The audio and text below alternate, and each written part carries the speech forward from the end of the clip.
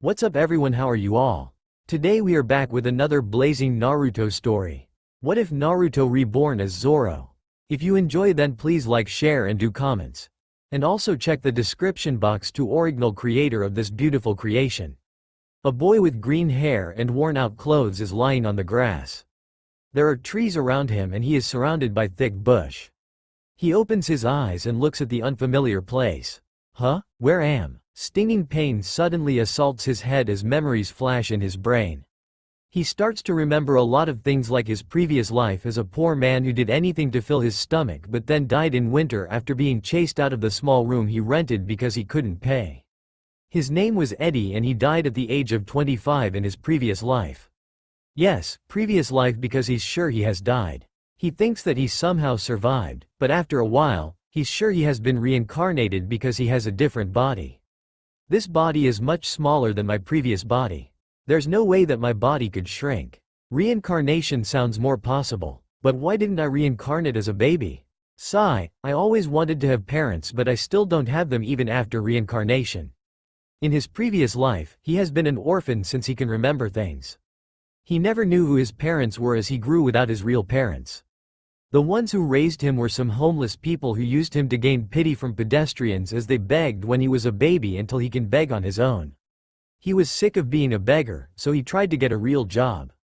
It wasn't easy to find a job because he wasn't educated.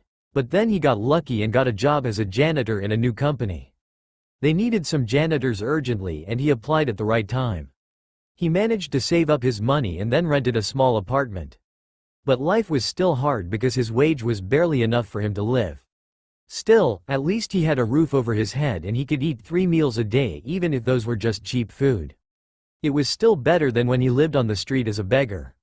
He thought nothing would change, but then the company went bankrupt after he worked for 5 years there.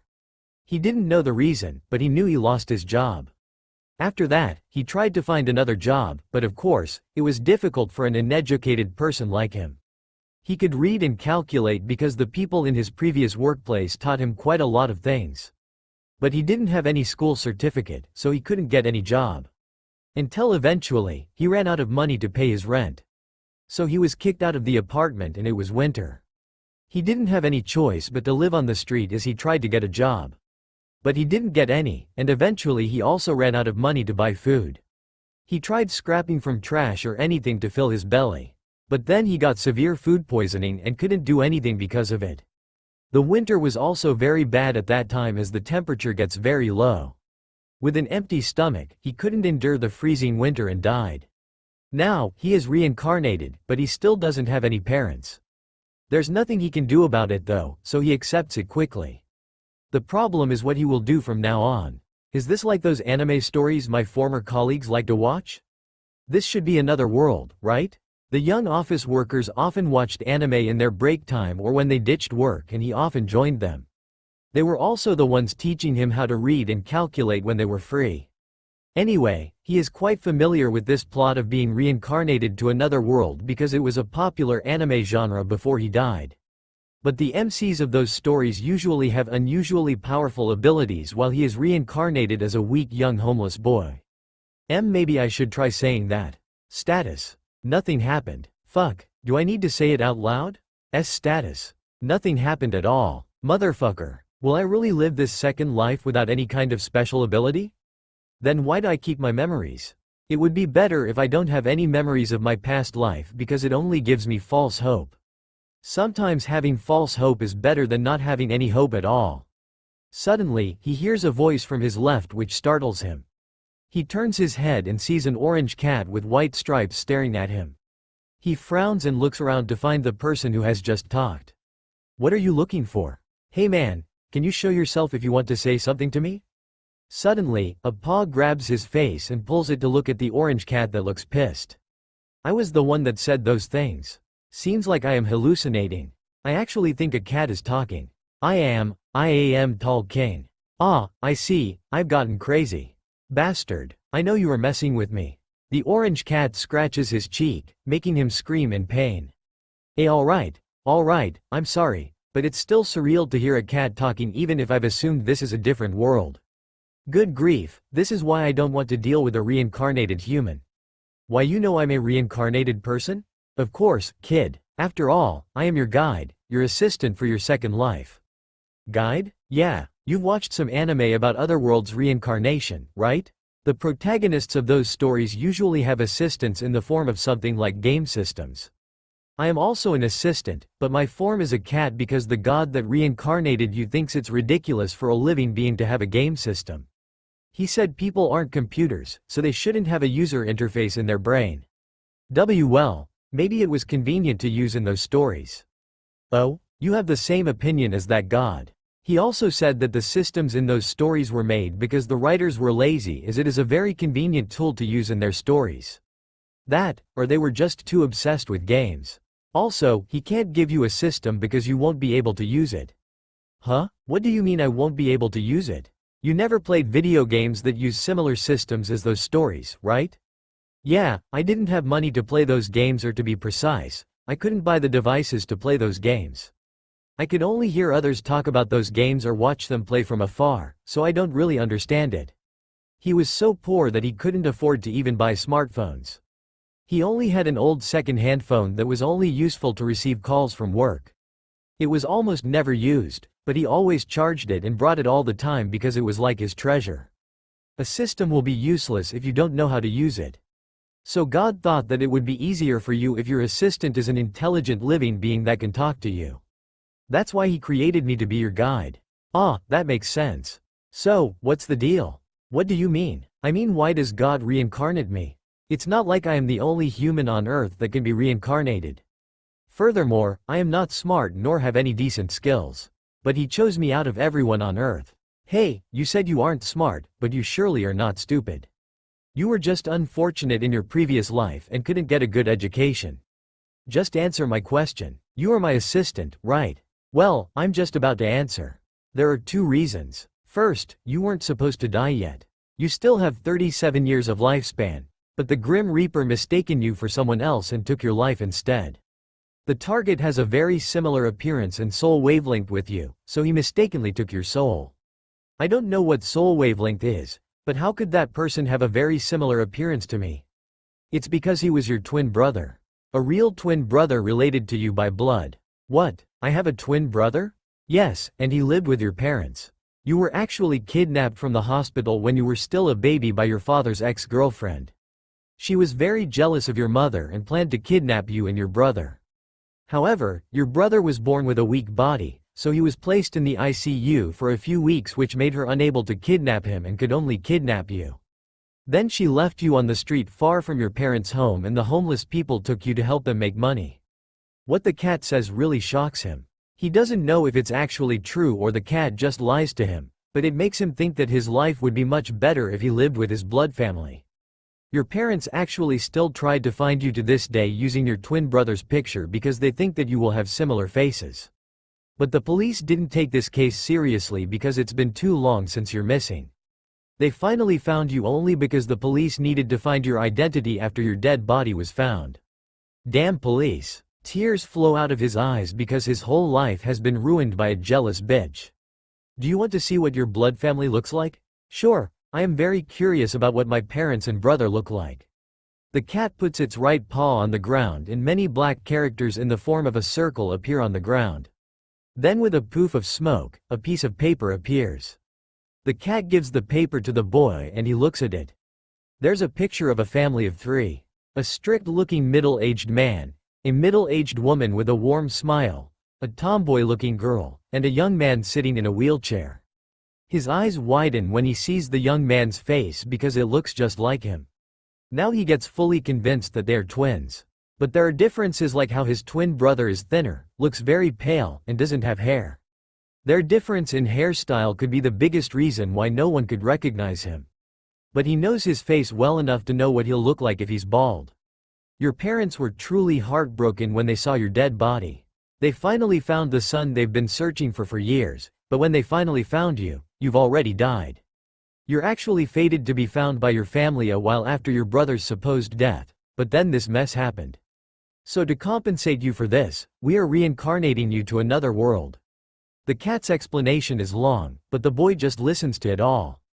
After all, he was always curious about his blood family, but he never had the chance to even know them before. Now he will never be able to see them with his own eyes even once because he has died in that world. So, what about this world?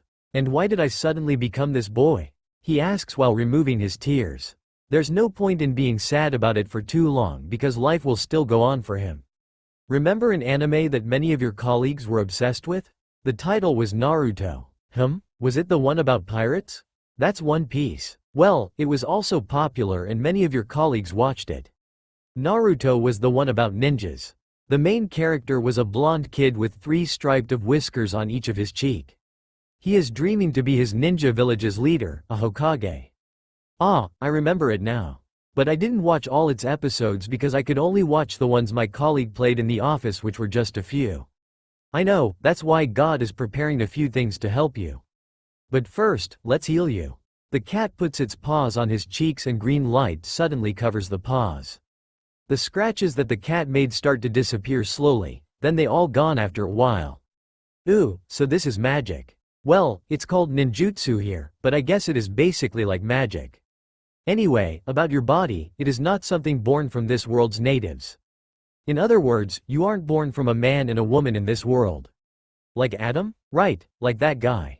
God created your body using the cells of your body in previous life because only your original body can hold your soul perfectly.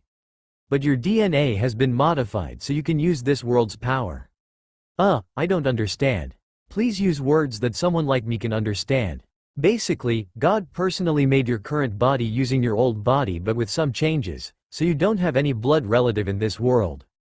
Your memories have just returned because you were too young before, so your brain couldn't handle your past life's memories yet. Okay. Anyway, this place isn't good for talking. Let's go to the town. Town? Yeah, there's a town nearby. I've arranged everything so you can enter the town legally. The cat gives him a small blue book with a cloud covered by lightning bolts logo on the cover. It's an ID book. Similar to a passport in your previous world. Though you never had a passport because you never went to other countries, so you didn't need it. Must you mention that? Of course. Anyway, you can enter any town in this country with that. Land of Iron. An interesting name for a country. Roronoa Zoro? That's the name of the body. When God made your body, it somehow turned to look like Zoro's body, so he decided to just give you that name. Zoro is a character from One Piece, the one about pirates. How could I turn out to look like him? God said he was thinking about Zoro's battle with a powerful enemy when he made the body. So even if he used your original body's cells as the base, the result is very different from your real body's appearance. Well, there are other changes, but I can't explain it now. Just as the cat said, he can enter the town easily after showing the book. The cat doesn't need any id. It just sits on his left shoulder and the guards don't bother with the cat. Then he walks into the town before continuing the conversation. Your answer worries me. What can you do even if you are worried? Just accept it and do what you can. Sigh, right. Anyway, I have a question. What is it? How do I get rich? How to get a lot of money? Wait, why do you suddenly want to get rich? Those isekai MCs usually want to get power, you know. Well, I only want a good life, so money is the most important. You're not wrong, but I don't know how to make you rich. I only know how to make you strong. Well, the only way I can think of is you use your power to get money by doing some jobs like escorting merchants, being a mercenary, or hunting criminals to get their bounties. I don't know how to build a business, so that's the only way I can think of. Furthermore, you will need to have power no matter what. This is a more dangerous world than your previous world, so you can only protect yourself if you are strong. You're right. That means you can make me strong? Not make you strong. I can only help you get stronger. How strong you are depends on yourself because your body was made by God, so you have a great talent and the result depends on your effort. Alright, then should we start training immediately? No, you need to study first. Training will be much easier if you are smart. Though the problem isn't your IQ, but your knowledge. You have too little basic knowledge because you weren't schooled. So you'll start learning basic knowledge that you'll need to live in this world. And you will teach me those things? Of course, that's my job as your assistant. But it doesn't mean I know everything, so there are still things I can't teach you and you need to learn them yourself. Alright, so what should I learn first? First, I'll teach you more about this world and a good way to get food.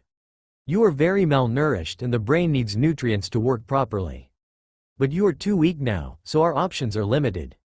The method to get food that the cat decides to teach Zoro is hunting using traps. It's almost impossible for a weak kid with no money like him to get food from this small town. So he needs to get the food from outside, and hunting is the fastest way. But because he is still very weak, he can't hunt them using weapons. That's why the cat will teach him to hunt using traps that are easy to make. The traps they'll use are snares and cage traps, which are easier to make and safer. They gather the materials like ropes and rather big containers like wooden crates or thrown out buckets that have some holes on them. Those materials are easy to find in the town's garbage dump. The cat leads him there to get the materials. There are also some kids in the garbage dump that rummage through the trash. The cat says they are orphans who look for food among the trash.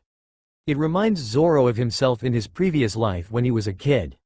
Anyway, they find ropes, wooden crates, and even broken buckets there.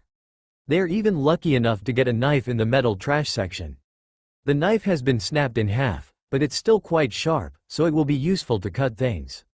Then they go to the forest, but only enter the outskirts because it will be too dangerous if they go too deep. The cat shows Zoro how to find animal tracks that they'll use to find the best place to set the traps. For an inexperienced person, it's not easy to find animal tracks. It isn't very noticeable like the ones in cartoons. But the cat says that great hunters can see the tracks at a glance because of their experience. By the way, what's your name, Mr. Cat? It just doesn't feel right to keep calling you Mr. Cat. You can call me Torao. Torao then finds an animal track and predicts it as a wild chicken track. They will only hunt small animals because this is still just their first hunt. Then they search for a good spot to place their trap, and after finding it, they start setting the trap. The trap that Torao chose is a snare trap because their target is a small animal. It's also an easy trap to set. Besides, they still haven't made the cage for the cage trap, and it will take quite some time to make, so a snare is better for now. But even if it's an easy trap, Zoro still needs time to set it because he never made it before. They place the snare traps in some locations to increase the chance of them catching some prey. They also use bait on the traps. The bait is some leftover food they got from the garbage dump. While waiting for the snare traps to catch their prey, they are making the cage traps. The items they'll use to make the cages are small, so they can only target small animals too. Their targets are squirrels now, so they will place the traps on the trees. It's almost dark already when they finish setting the last cage trap. So they quickly check the snare traps to see if they catch something. They are quite lucky because they managed to catch a wild chicken and a hare out of 6 snare traps they set. Good thing, right, kid? You won't be starving tonight. Yeah, but I will freeze to death again. I still don't have a place to sleep. Oh, crap. Torao forgets to prepare a place for Zoro to sleep. Do you like camping?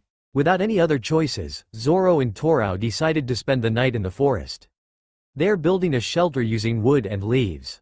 The result isn't that good because they make it hastily as it starts to get dark.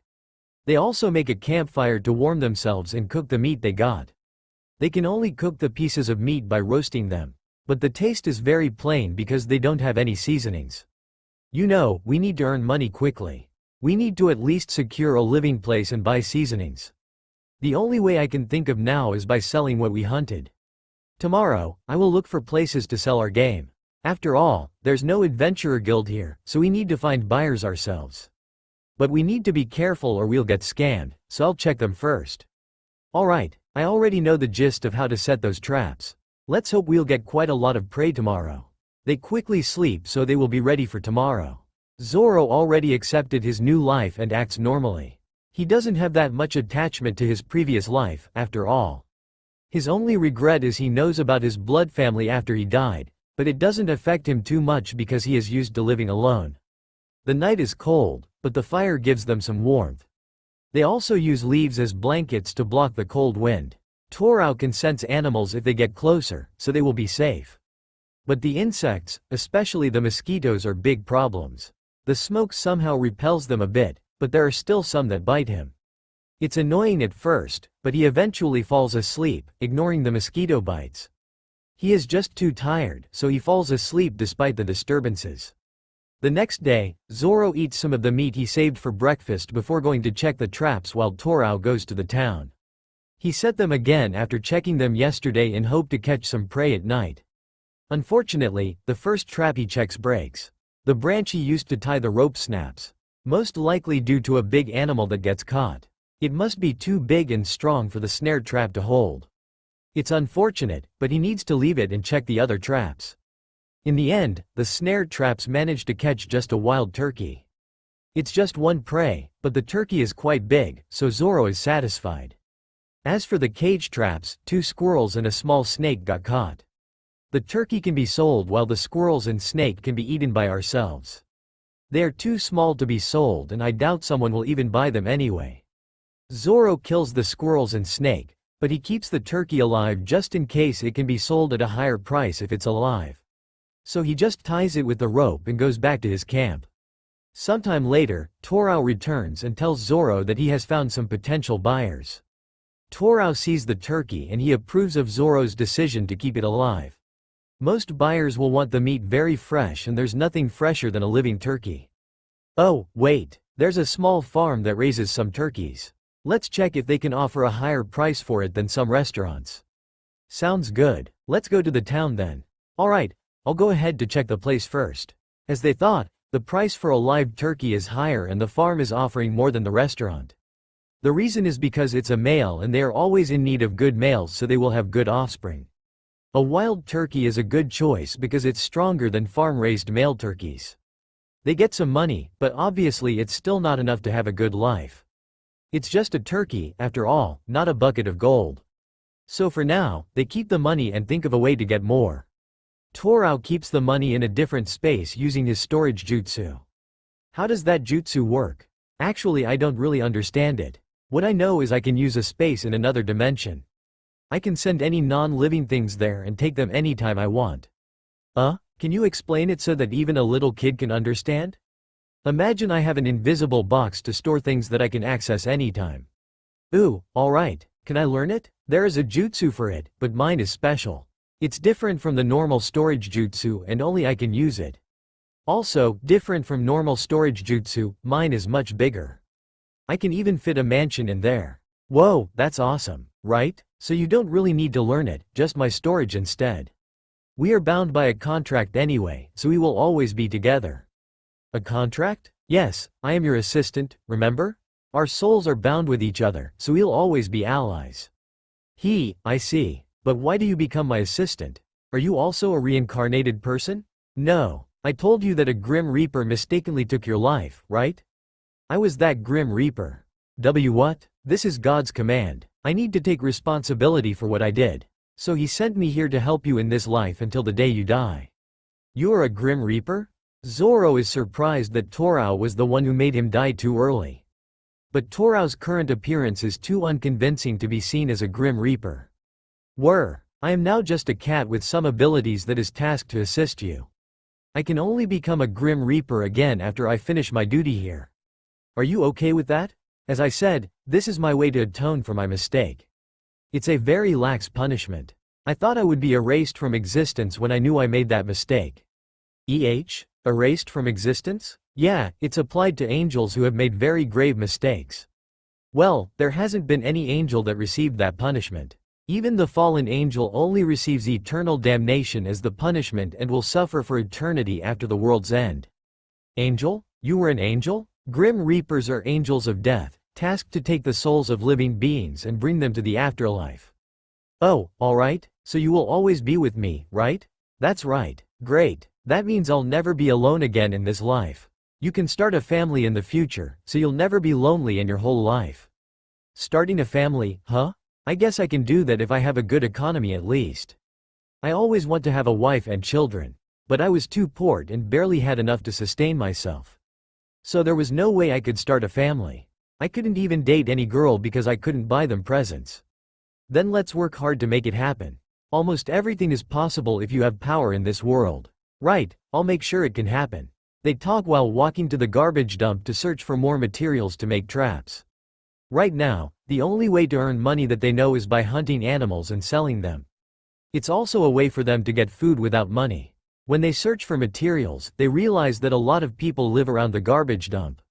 Zoro thinks about living there as well, but Torao opposes it. Living here is very risky because they can catch serious diseases which can be much more dangerous than getting bitten by a tiger.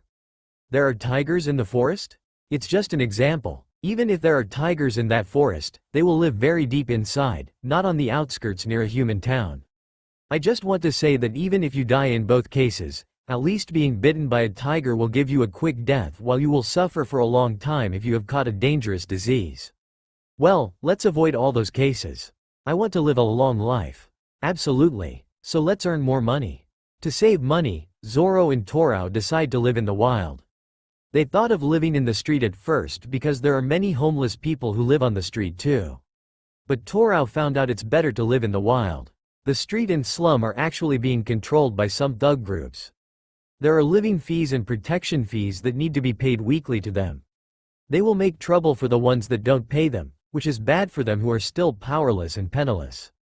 Well, living in the wild is not so bad actually. I used to live in the street and I feel that the forest is better.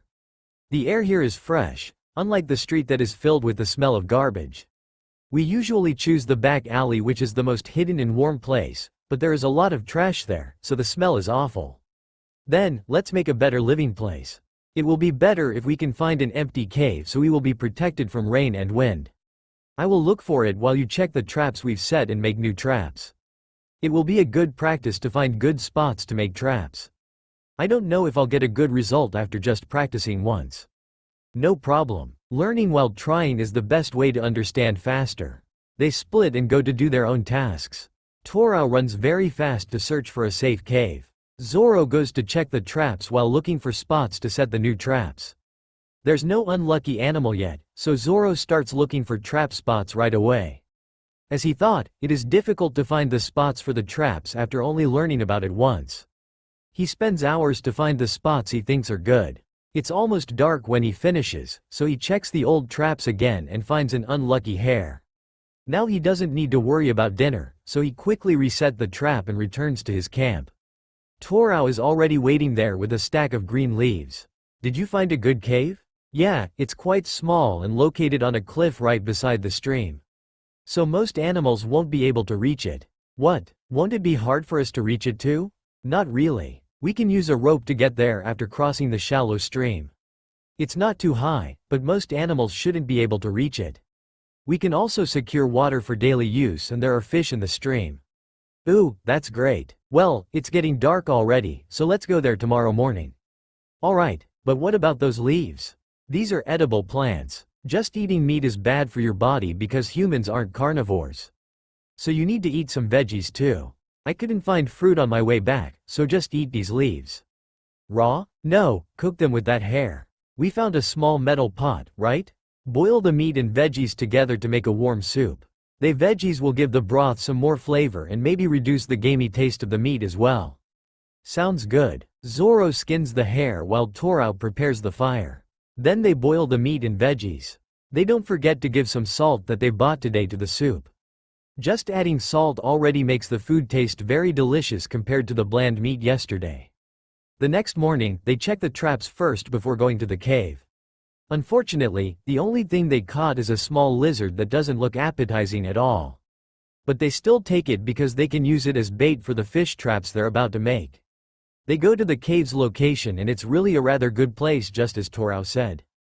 It's placed around 3 meters above the stream and the entrance is indeed quite small. But it's a good size for a kid like Zoro. There is a rather thick tree growing on the left side of the cave. Torao uses it to tie the rope that they'll use to climb onto the cave. They climb into the cave and soon Zoro finds a problem. Where will we make fire? If we make it inside the cave, won't the smoke fill the cave and make us unable to breathe? Don't worry, I have thought about it. There are actually gaps to the outside throughout this cave's walls. They are too small for animals to enter, but air can pass through without any problem, so we won't get suffocated by the smoke. Oh, alright then. So what should we do now? Let's make the fish traps first using the bamboos that grow on the riverside. Here, use this machete. Where did you get this? A drunken man that sleeps on the street kindly gave it to me. You stole it? It fell off his hand after he swung it around dangerously in the middle of the night. I just saved people from getting injured by it. Meh, whatever. All is good as long as we don't get caught. I've also stolen things a few times in the past. But let's not make it our habit or we won't be able to live without it. That goes without saying. Anyway, they cut a big bamboo and start making the fish trap. It's quite a meticulous and difficult work to make a fish trap from bamboo. But once they make it, they can keep using it for a long time. It takes a few hours just to make one fish trap, but the result is quite good. They quickly put the chopped lizard and stones as weight into the fish trap. Then they place it below their cave and secure it with some big stones to prevent it from being carried by the current. After that, they check the traps in the forest and get some results. A wild chicken, a quail, and a hare in the snared traps, also 2 squirrels and a small brown bird which they don't know the name of its species, but it should be edible. They decide to not sell anything and make jerky from the meat they won't eat tonight. It's important to secure food with their current lifestyle because they may not get anything for a day or even more. They return to the cave while gathering firewood and edible plants. There are some wild berries on their way, so they take those as well. Today is a really good day because they get a lot of food ingredients.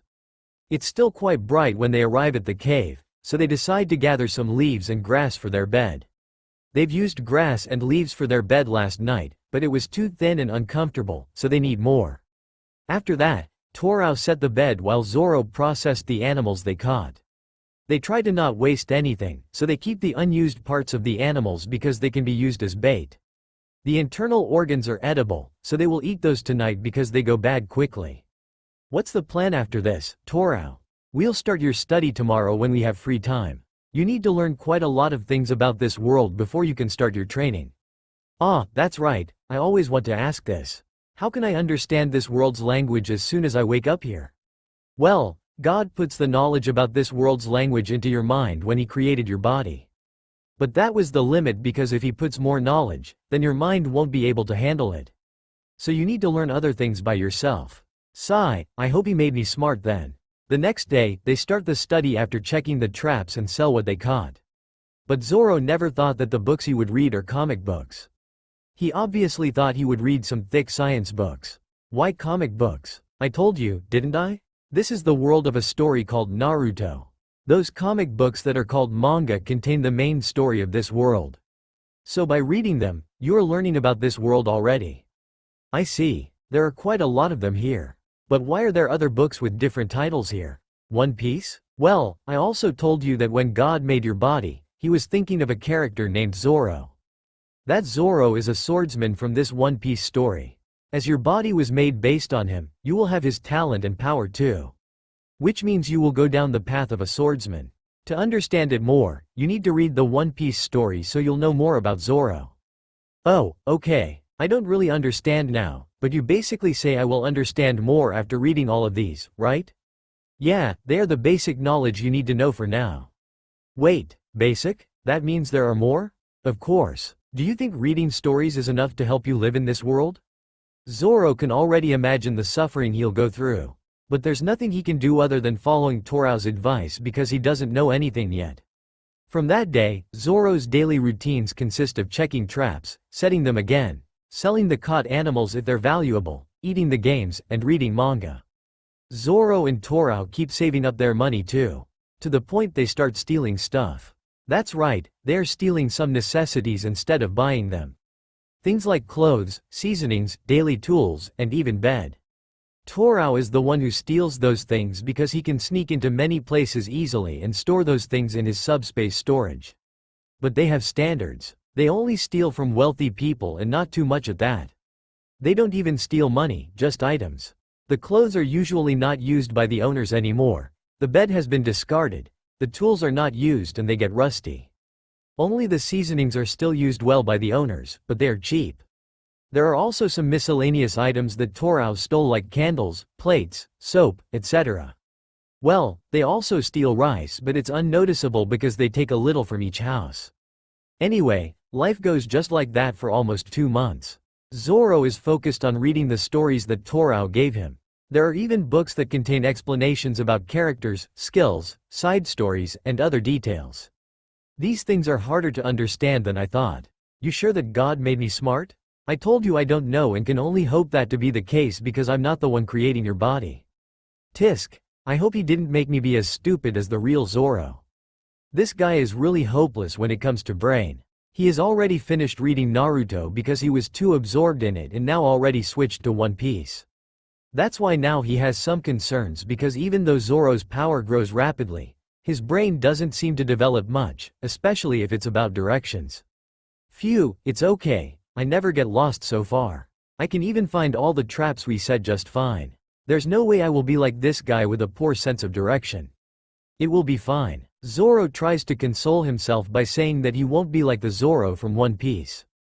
Both of them are different people anyway. Although his body's appearance was made based on Zoro, they are not the same, and their souls are very different. Though, I don't mind having his talent and swordsmanship. Just imagining cutting big rocks or even metals like cutting a cake is thrilling me. Then, do you want to start training your power now? What? Torao suddenly asks if Zoro wants to train, which is surprising because this cat always told him to just study. What kind of training? Swordsmanship, of course. God said he gave you One Piece's Zoro's swordsmanship talent. You just need proper training and guidance, then you will be as strong as him. No, wait. God made your body himself, so maybe you can grow even more powerful than that Zoro. It will all depend on your effort. Even with the same talent, your limits will be different depending on how much your bodies can grow to hold your power. Besides, I doubt the talent that God gave you is truly at the same level as Zoro's real talent. It might be more because he always said that Zoro will grow to be the greatest swordsman in the world. So, idiot, the greatest in One Piece world isn't the same as the greatest in Naruto world. I don't know how much difference the power scales of these two worlds are, but if we count everything, the Naruto world should be stronger.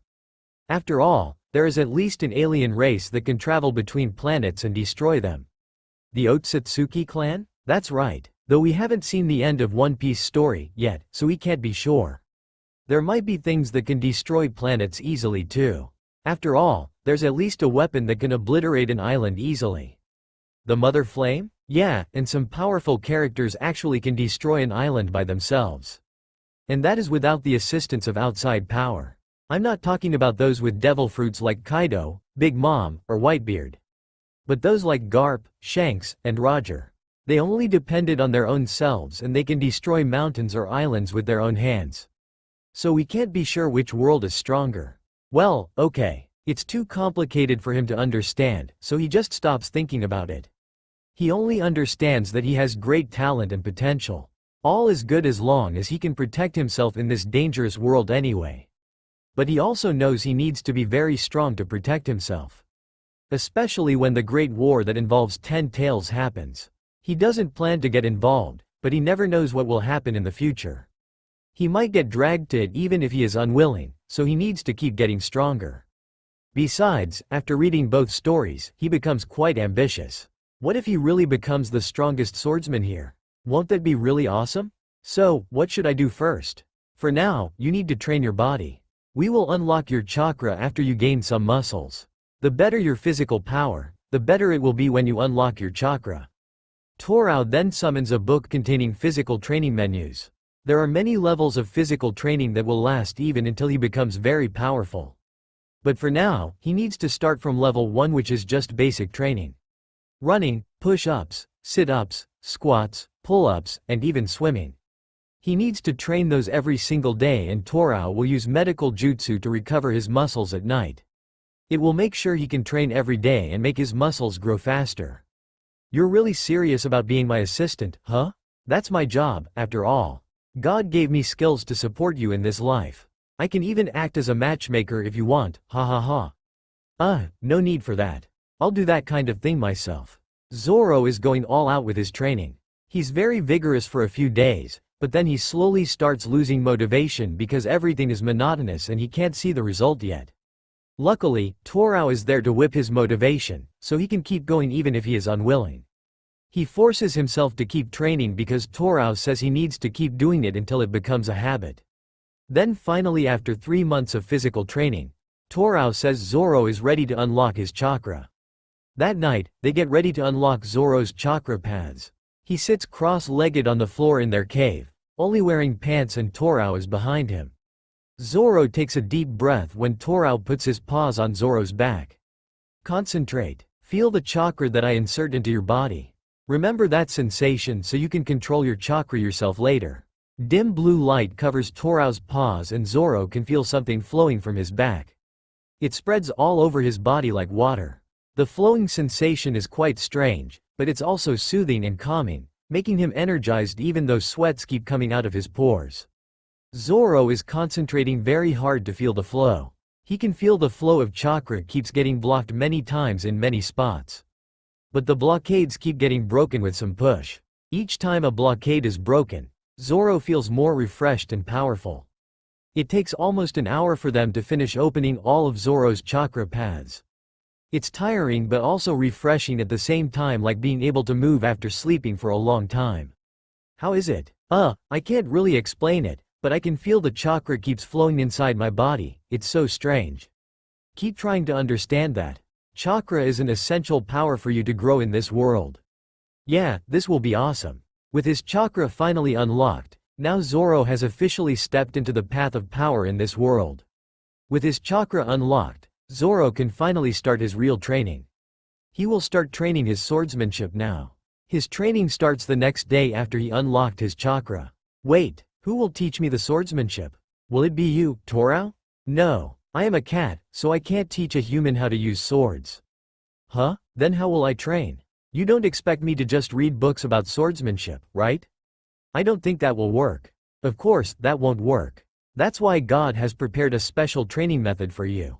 Torao tells Zoro to sit cross-legged and close his eyes.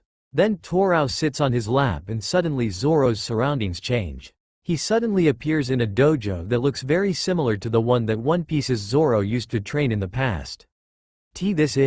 This is Shimotsuki Village's dojo that the character Roronoa Zoro used to train in his childhood. Torao suddenly appears beside him. Then, are we in One Piece world now? No, this is simply an illusion, a very powerful illusion that I made, a genjutsu. What? This is a special genjutsu god created just for you to train your swordsmanship. You will train your skills here every day to make you understand Roronoa Zoro's swordsmanship. Suddenly, a tall and muscular figure with green hair appears in front of them. This is your instructor, the copy of One Piece's Roronoa Zoro. Well, calling it a copy is also wrong. You can say he is an illusory being made based on the real Roronoa Zoro. He doesn't have Roronoa Zoro's personality and only has his skills that he will teach you. But be careful, he is a strict instructor. Zoro gulps his saliva while looking at the adult, Zoro. Then with that, his training in the genjutsu realm starts. That's wrong. If you hold your sword like that, you will break your wrists sooner or later. Your stance is also wrong. It needs to be lower. Instructor Zoro is really strict with his teaching and he keeps yelling at Zoro. Calling you both Zoro is making me confused. Then I will call him Instructor Marimo to make it easier. What are you saying, Torao? Huffed. Nothing, just talking to myself. Don't get distracted, you little shrimp. Do you think the path of sword is easy? Zoro is still training the basic, which is just the basic stance and the basic swing. He still just uses one sword instead of 3 right away because it's still the basic. But it's already very difficult because Instructor Marimo's training is too harsh. He trains in the genjutsu realm for just an hour because it's the limit of this genjutsu technique. So he needs to continue training in real life to make good progress. Torao prepares the necessary tools like bamboo swords and a dummy for him to train in the real world. In the real world, he doesn't just train his swordsmanship, but also his physical power and chakra control. Instructor Marimo only teaches swordsmanship skills and theories. For physical training, Zoro learns it from books, and Torao teaches him chakra control. His daily training routines since that day are physical training in the morning, swordsmanship training in the afternoon, and chakra control training in the evening. He does all that while still hunting animals with traps too. His days are getting harder each day, but he is actually enjoying it now. It is very tiring and he feels like dying almost every day with all his harsh training. But it's also very fun seeing himself get better and stronger every day. He never had something he enjoyed doing and wanted to do out of his own will before. In his past life, he just did things out of necessities to survive. Now, he actually finds something he loves and earnestly wants to be good at. He doesn't have a grand dream like the real Zoro who wants to be the strongest swordsman in the world. What he wants is simply being better and better every day in his swordsmanship. He wants to keep growing until he reaches his limit. What will you do once you hit your limit? Then it will be the end. Huh? You give up just like that? I thought you would say you'll break that limit. Torao, if a limit can be broken, then that's not the limit. That's simply an obstacle I need to break through. A limit is the end of the way. It's like death. When people die, that means they have reached the limit of their life. There's nothing they can do about it. But if they are sick, then no matter how serious their illness is, there is always a chance of them getting cured even if it's very low. I never thought about it like that. No one actually knows their limit. When they think they've reached their limit, they might actually just encounter a very big obstacle that they can't break through. Then they either give up before breaking it or they lose the chance to break that obstacle forever if they die. Torao is very shocked right now. He isn't shocked by Zoro's theory, but more shocked by the fact that Zoro can think of all of those things. Alright then, work hard. Torao says that with a disbelief expression. He just doesn't know that Zoro once heard it from his colleague who repeated what his boss said. It just sounds cool, so he remembered it even though it was just the boss's way to make the employees work harder. Anyway, it's aligned with Zoro's current wish. What he wants is just to keep growing until he really can't grow anymore. If then he becomes the strongest, then so be it, it's just a bonus of him growing stronger. In my past life, I was dreaming of being a very rich person who lives in a big mansion and being served by many servants. But when I read the stories, I realized how fascinating this world is. There are places that I want to see myself, like the hidden villages, the giant frog's mountain, the snail's forest, the snake's cave, and many more. Having money is important, but it is just a tool to help me get what I want, and now I want to see the world and get stronger. Getting stronger, huh? What a typical dream for people in the world of power. What's wrong with that? Nothing, it's not wrong, just that it's very generic. Well, it's not like I want to be a cage or get those important positions. Being free is the best. I can do anything I want and go anywhere I want. But I also need power to make sure no one can get in my way. Don't you want to change the story now that you know what will happen? Why should I? It's not like I have an obligation to do something. They are also strangers to me, so I don't need to help them. It's not like they are my friends or family. I'll just do what I want without thinking about them. Besides, they are ninjas, right? They are trained to fight and they should be ready to die anytime. So even if it looks pitiful in the story, the death of many characters is something that they should be ready for as ninjas. The same also applies to those people in One Piece, as they are pirates or marines. If something happens in the future that makes me need to interfere with the story, then I'll do it then. But I don't care about being involved or not in the story. I want to enjoy my second life for myself. This is my life and I will dedicate it for myself, not others who are unrelated to me. Once again, Torao is surprised by what Zoro says. This time, what Zoro says truly comes from himself, from his feelings and desires. If he devotes himself to change the plot of the story, then his second life will be meaningless because he gets it in exchange for the years of life he lost in his past life. For him, helping others is not wrong, it's good.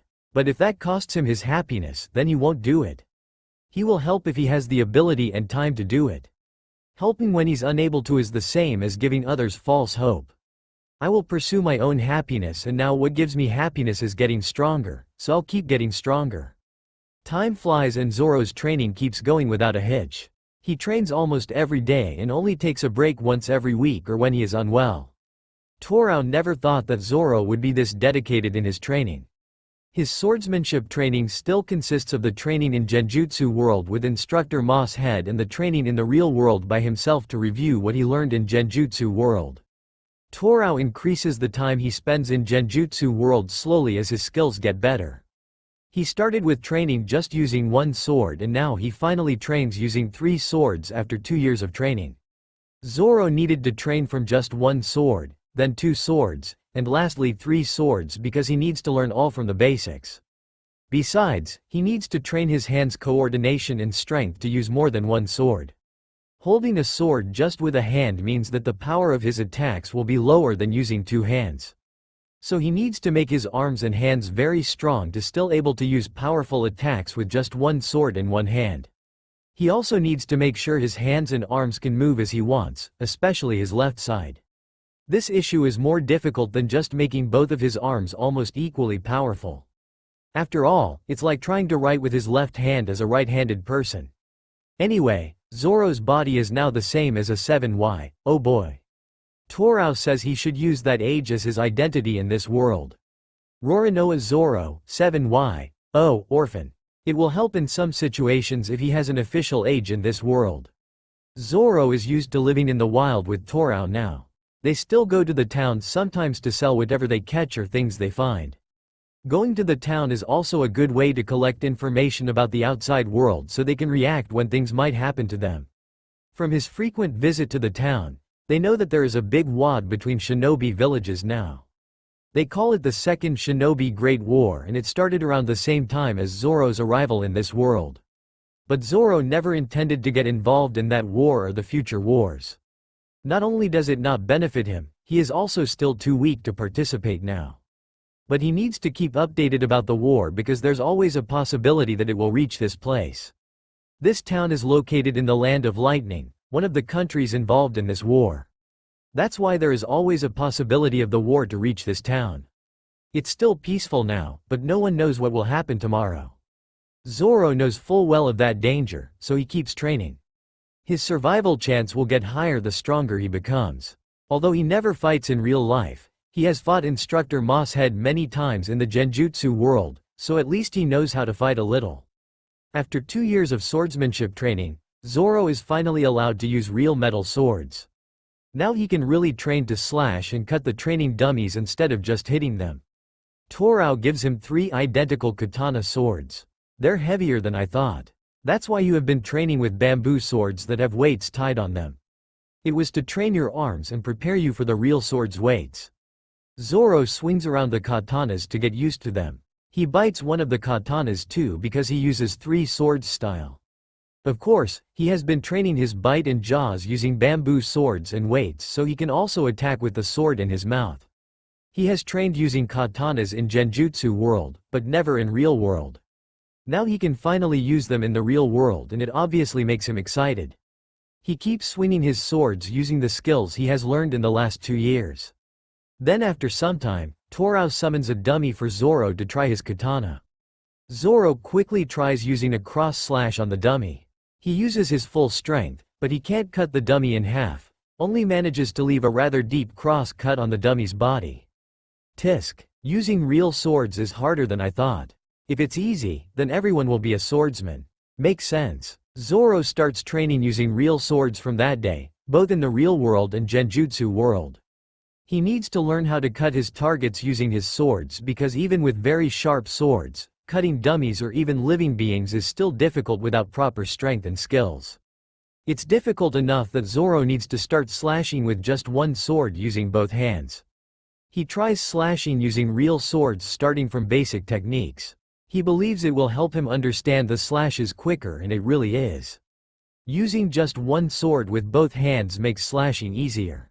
It makes him understand how the sword should move to make a good slash. So after he can slash with just one sword, he starts using 2 swords and the feeling of slashing with just one sword helps him to understand how to slash with 2 swords faster too. But a problem still remains. He needs to learn how to slash with the 3rd sword in his mouth as well.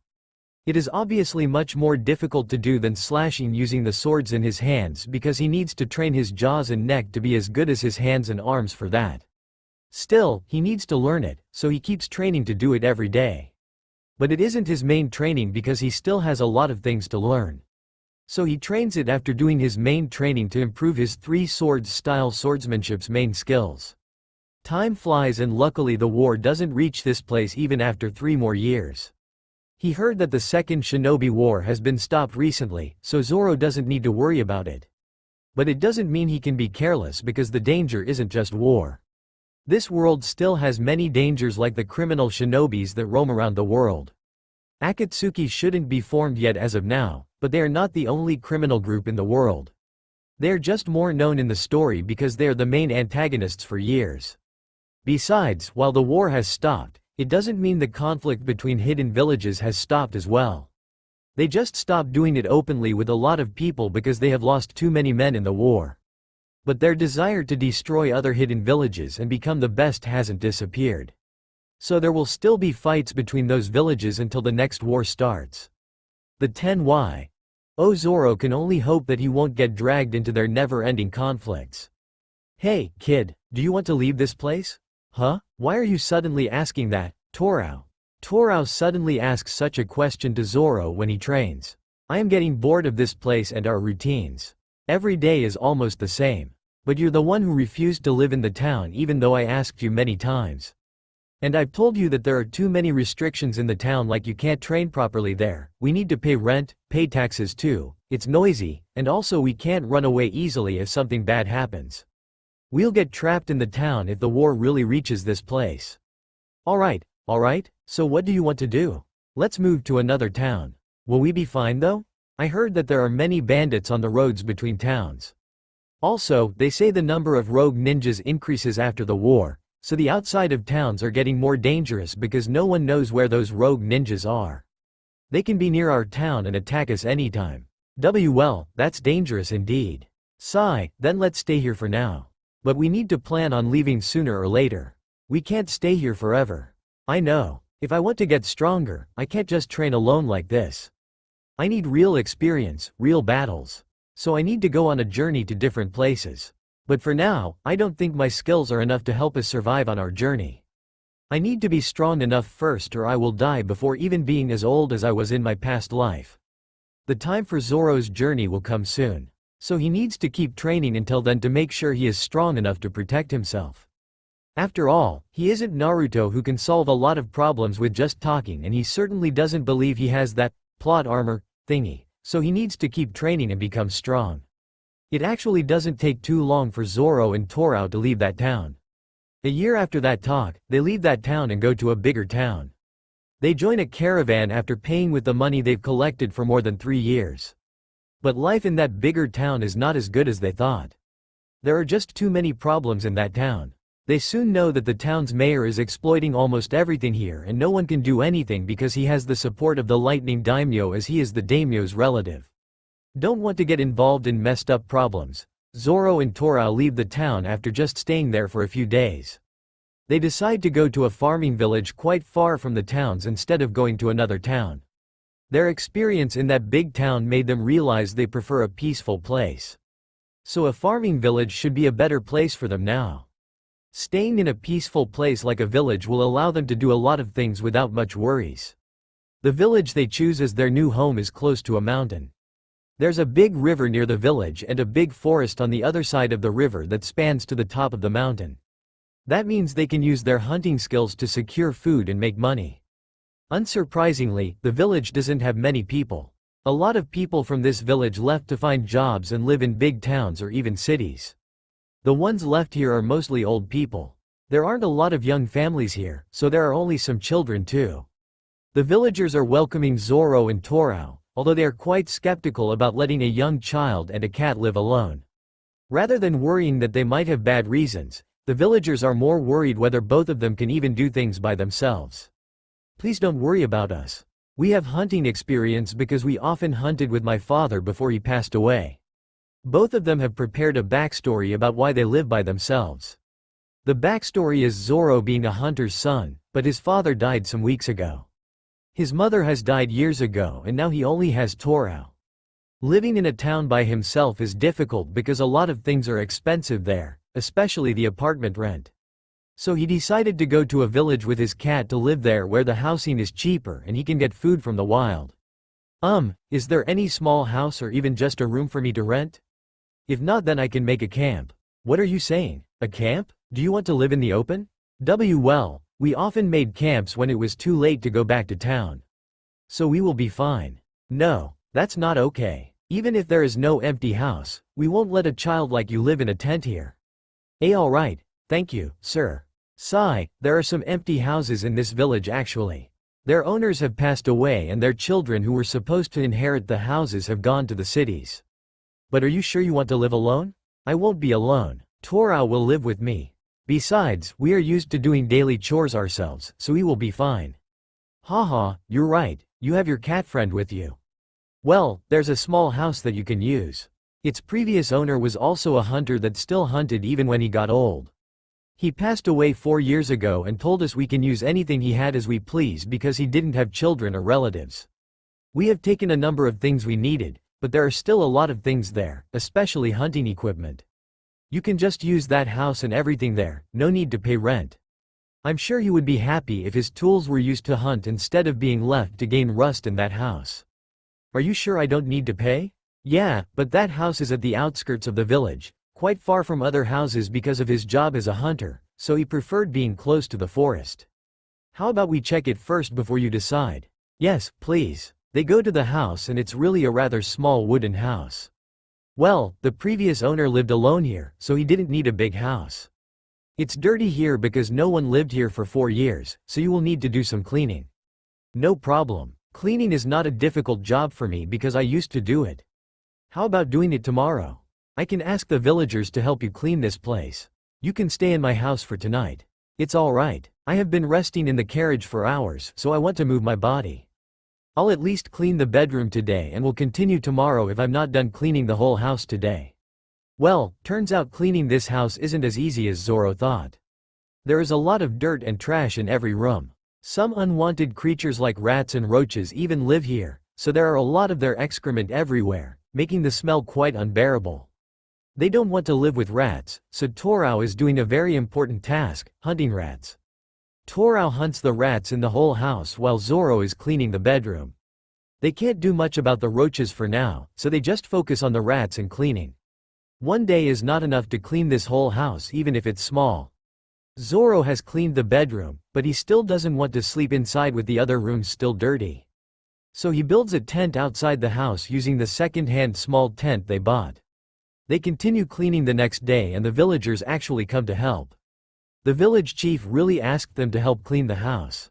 With their help, the house gets cleaned very fast and they even give Zoro some items like futon, tableware, kitchen tools, and even warm food.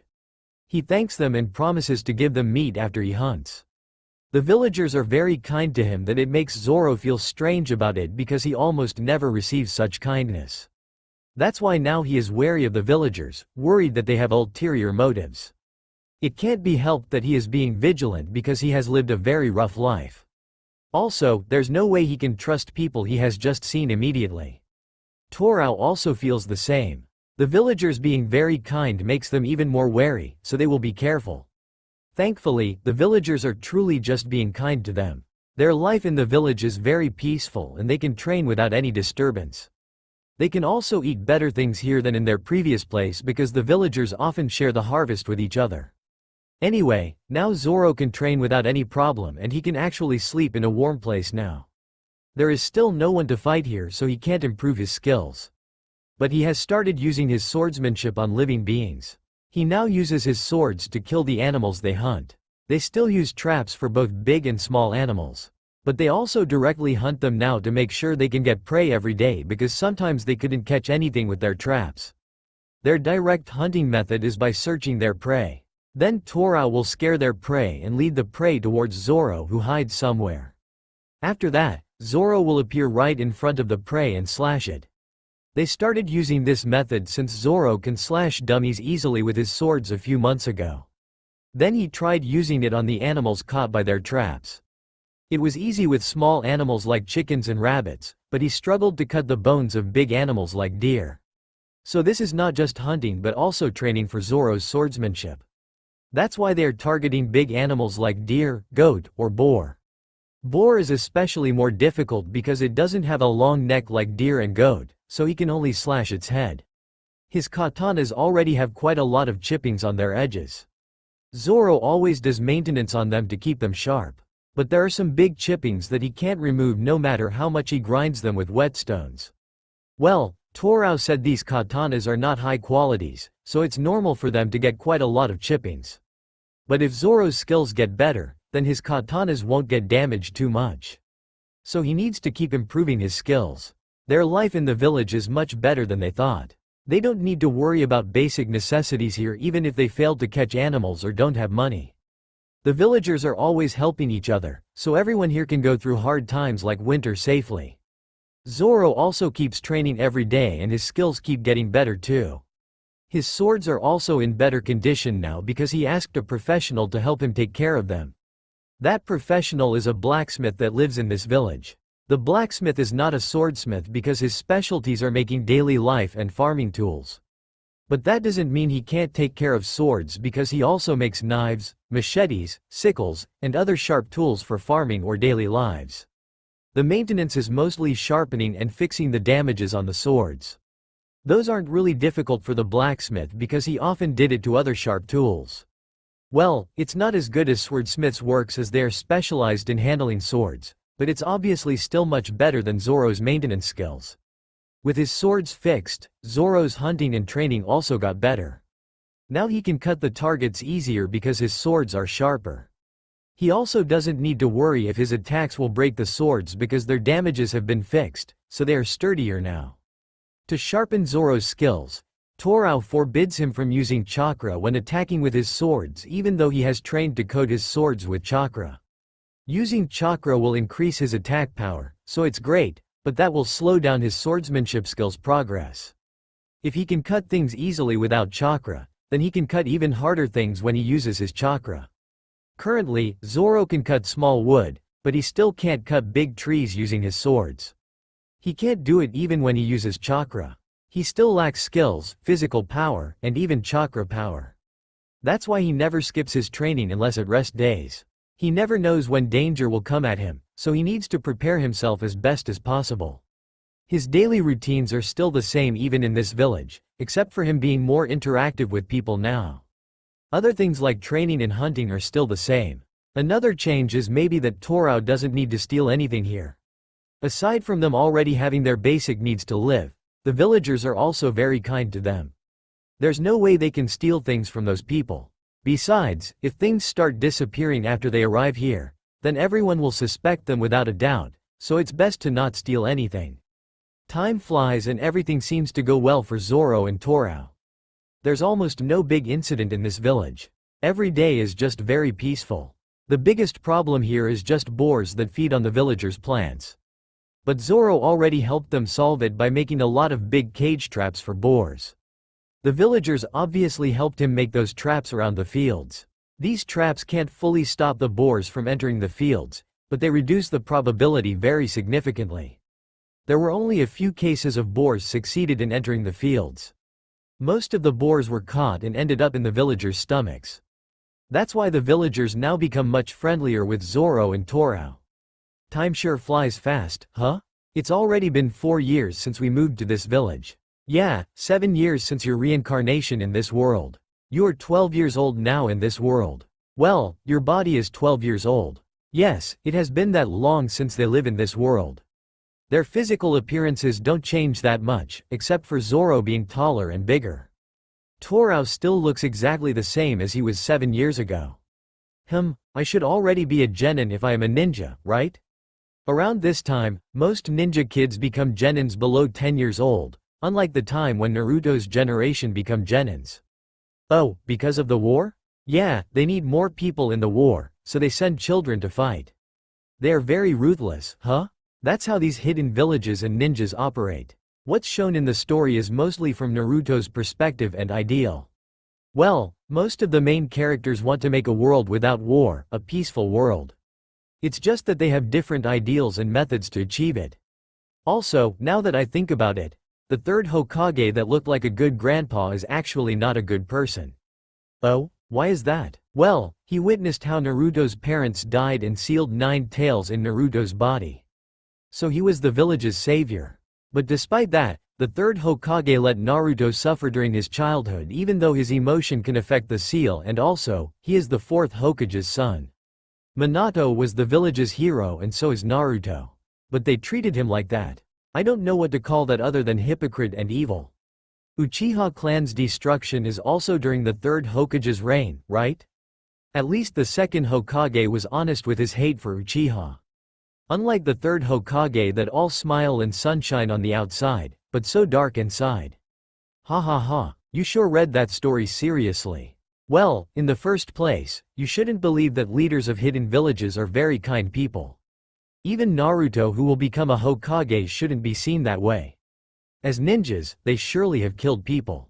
Even Naruto? I'm sure, yeah, maybe they just never show those things. But it's almost impossible for ninjas to avoid killing because it's the consequence of their job. Also, even if he doesn't kill directly, he should have killed indirectly as a Hokage. There's no way Konoha never killed anyone when Naruto became a Hokage. Leaders of hidden villages need to be ruthless sometime or their villages won't survive in the competition. Makes sense. But why are we talking about this difficult topic? Weren't you the one who started it? Did I? Whatever, let's stop talking about it. I heard that old merchant is coming today, so let's check what he brought this time. There is an old merchant that comes to this village every month to buy the harvest here and sell items too. Zoro always meets that old merchant to check the items. Another reason is because the old merchant is the only source of information from outside, so he needs to always meet that old guy. Hey Gramps, did you get what I asked? Oh, little Zoro, of course. I got what you asked for last month in your usual order. Zoro quickly asks the old merchant about his order. He ordered a new futon because the one he uses now is already in bad condition. As for his usual order, it's newspapers. He always buys newspapers to cover a month's worth of news from this monthly old merchant. Well, it's not him who reads the newspaper, but Torao. Just looking at those pages full of words has already made Zoro's head spinning. But Torao said knowing what happened in the world is important, so Torao reads the newspaper and tells Zoro if something important happens. Ah, right, I need to tell something to all of you. I may stop coming here for a while. Another shinobi world war might happen soon. What? The villagers are very surprised to hear the sudden news by the old merchant. Another war? Wasn't the last one just finished a few years ago? Yeah, but it was more like a ceasefire than a real stop.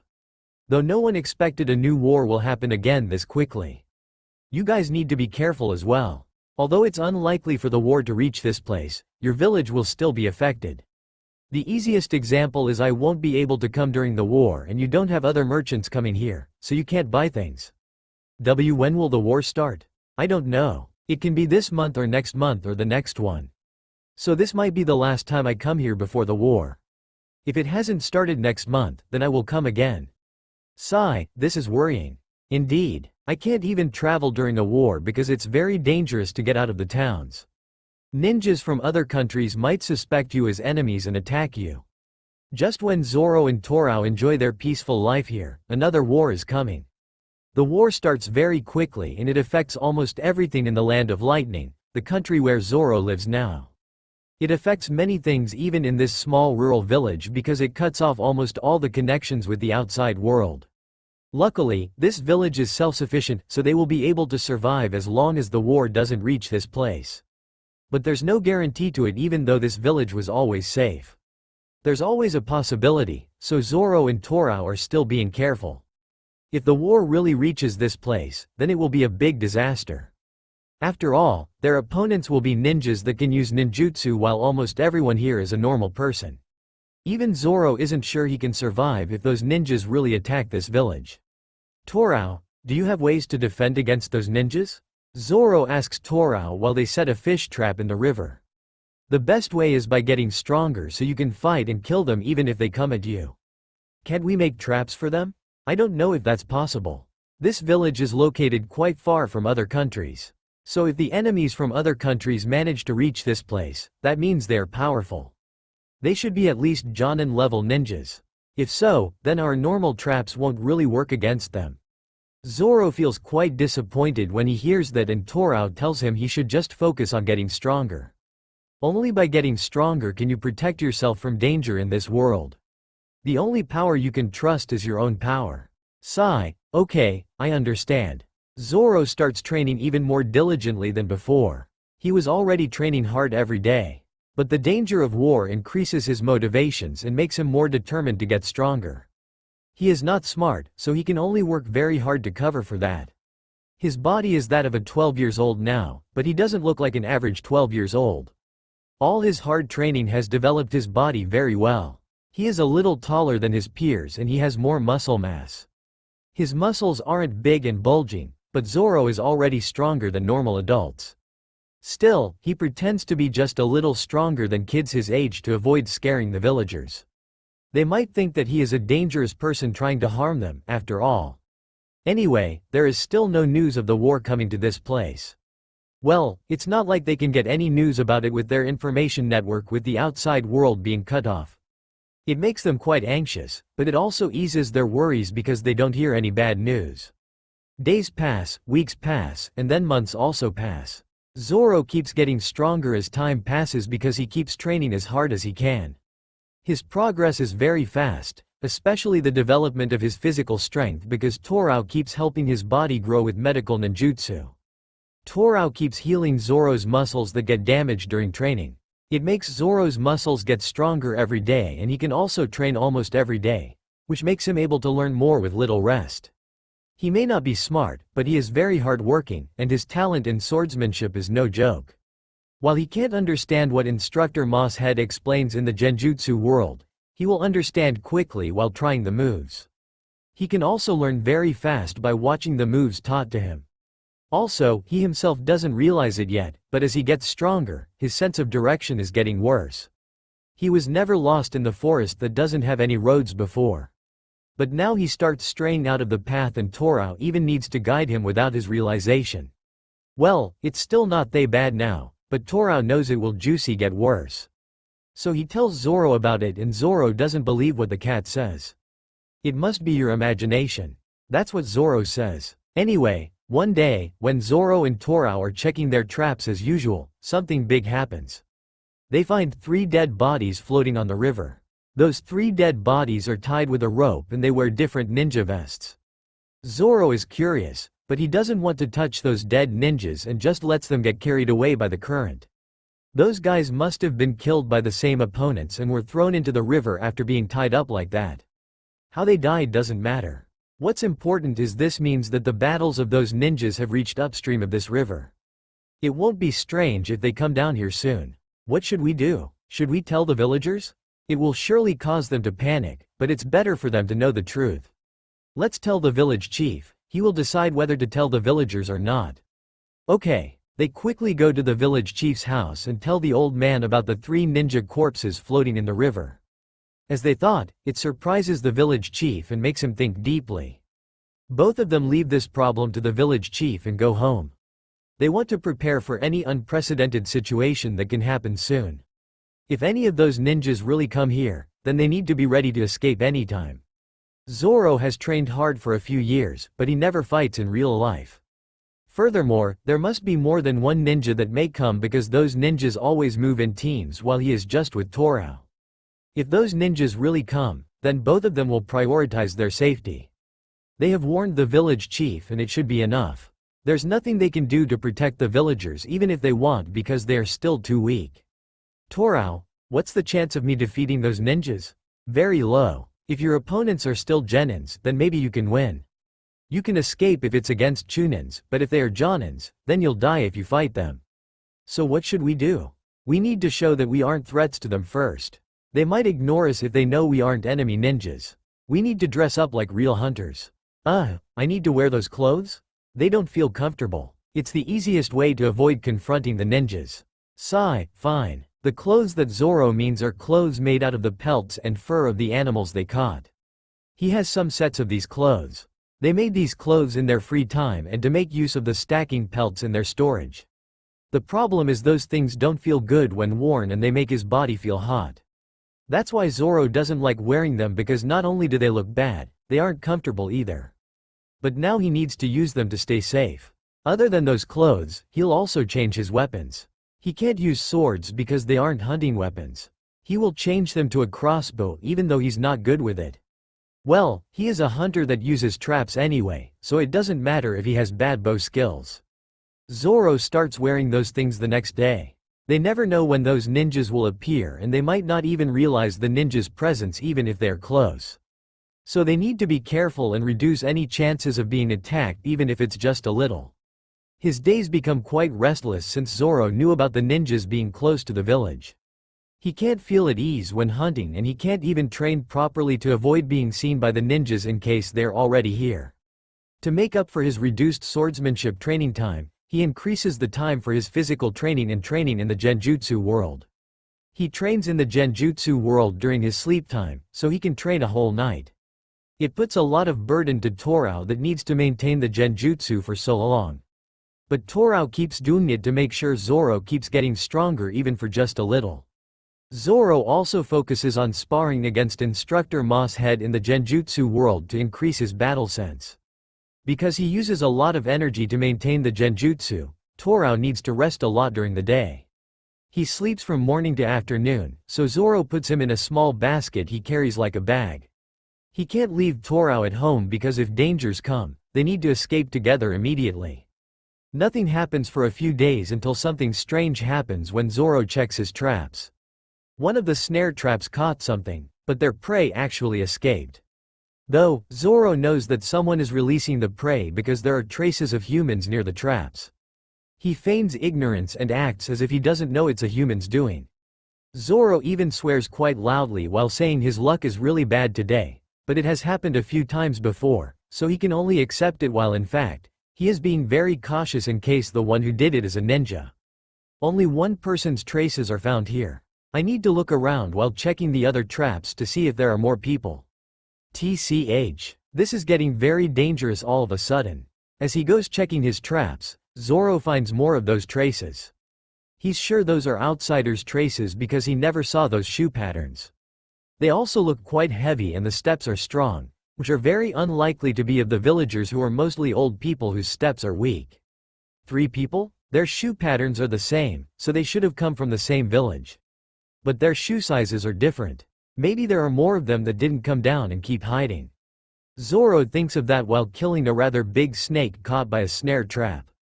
Those people tried to erase their traces, but their works were sloppy, so he still could see them.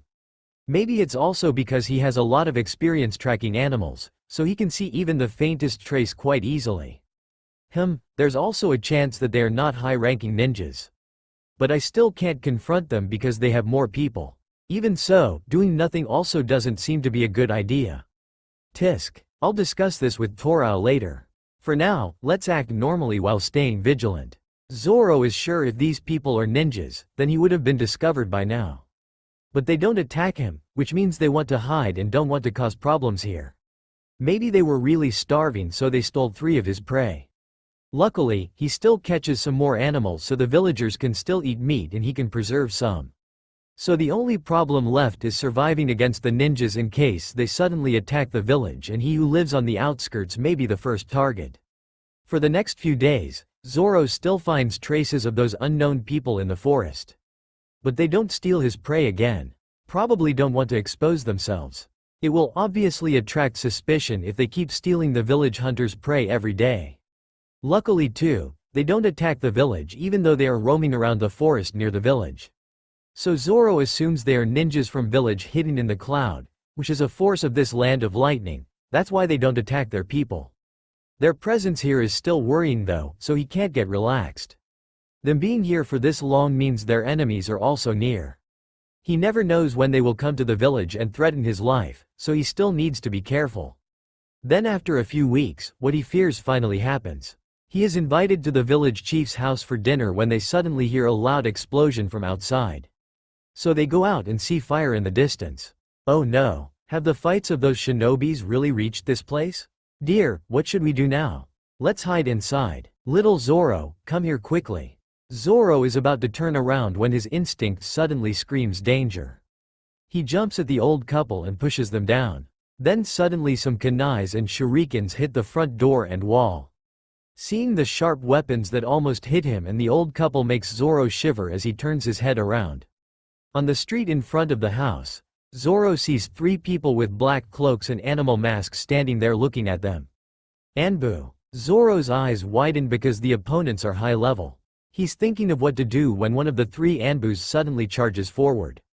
But then he suddenly jumps back and a kunai hits the ground that he was about to step onto.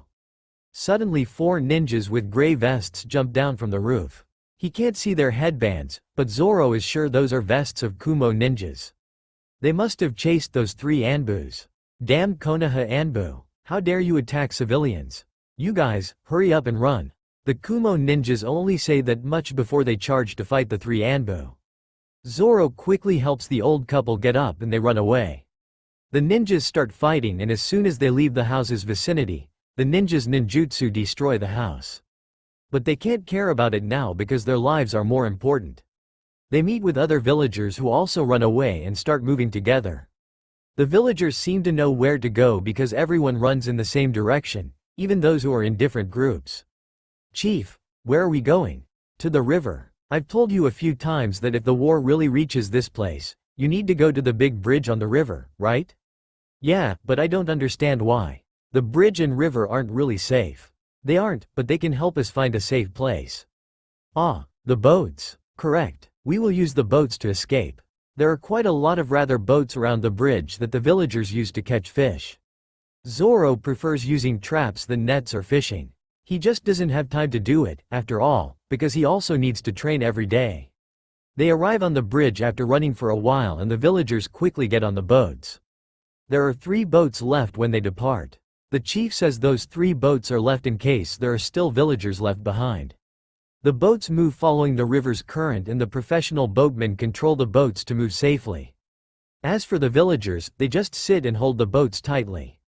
They might get thrown out of the boats if they don't hold tightly. Zoro is also holding the boat tightly with Torao inside his shirt. They keep looking around because the ninjas are fast enough to chase these boats. So Zoro still can't be careless. Then, as he feared, they are chased by some ninjas who catch up quickly from behind. The ninjas are running on the water and they are faster than the boats. Why are they so persistent to chase civilians like us? Zoro can't understand why those ninjas are being so persistent to chase them.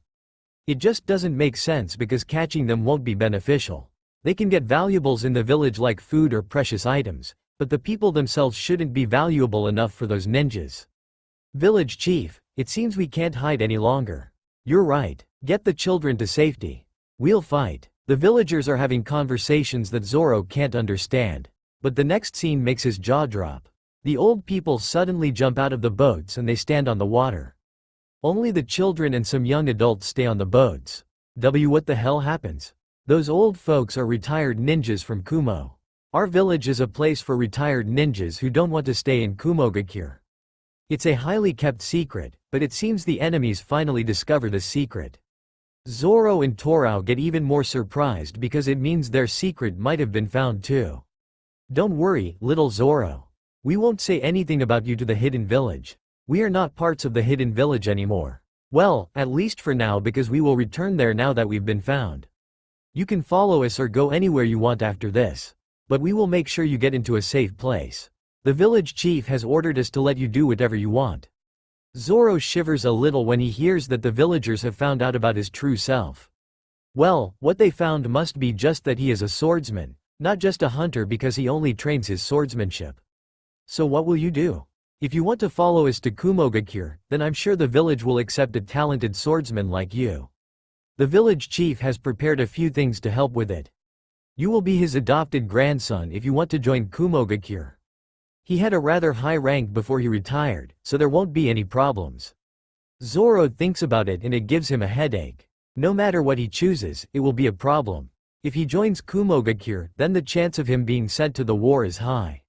But if he doesn't join, then Kumogakure might see him as a threat. He knows he is still weak compared to the hidden villages, but he is also as strong as young ninjas. So Kumogakure will see him as a threat. Maybe he's not a threat now, but he can be a threat in the future. They won't let such a talent and possible future threat roam free in their territory. Less than don't worry, kid. I can get us to safety.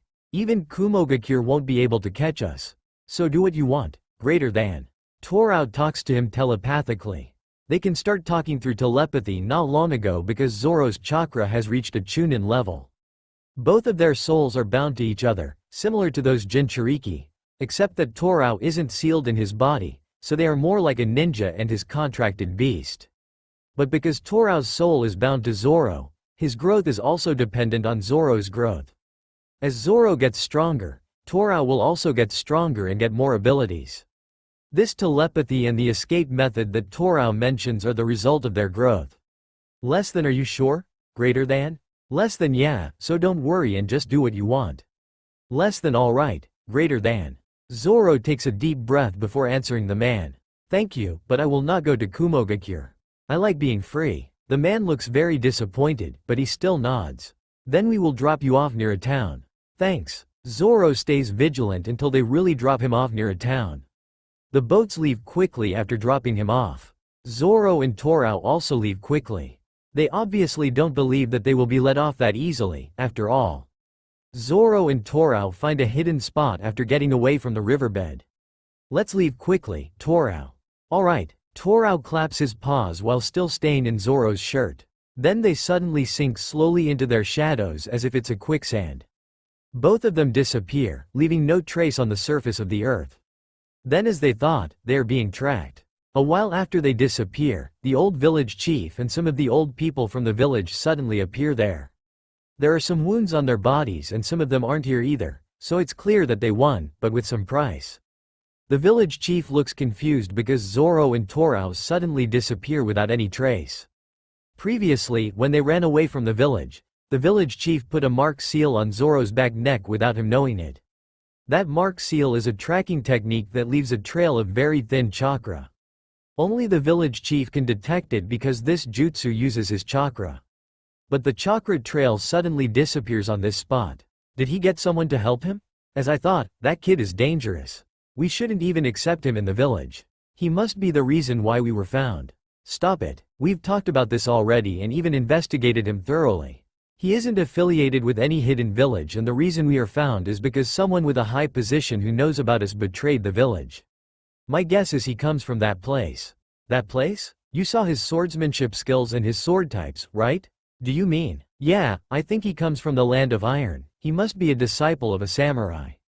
His master probably sent him out to experience the world. But because the situation has turned out to be too dangerous for him, he is forced to return. Can a samurai disappear like a ninja though? Well, he's most likely being guarded by a rogue ninja hired by his master and it seems that ninja is very skilled. So what do we do now? There's nothing we can do if it really involves the land of iron. Let's just go to the village. They leave immediately after wrongly assuming that Zoro is a samurai disciple. It's a good thing for him anyway because now Kumogakure won't trouble him. Being targeted by a big hidden village is not something that he can handle. Meanwhile, Zoro and Torao have run away from there through the shadows. They can move very fast in the shadows, but the shadows need to be connected. So they need to come out if there's no shadow. But there is a solution for that. Zoro will stay in the shadow while Torao gets out. So Zoro will stay in Torao's shadow as Torao runs to find another shadow. No one will suspect a cat, so Torao can move around freely. Where will we go, Torao? Zoro asks from inside Torao's shadow. To the best place for you to learn and train your swordsmanship in peace, the land of iron. You are supposed to be that country's citizen, so it's better to go there. The old village chief suspected that Zoro is someone from the land of iron and it's true, officially. Zoro has legal documents that prove him as a citizen of the land of iron, so he will be safe once he gets there.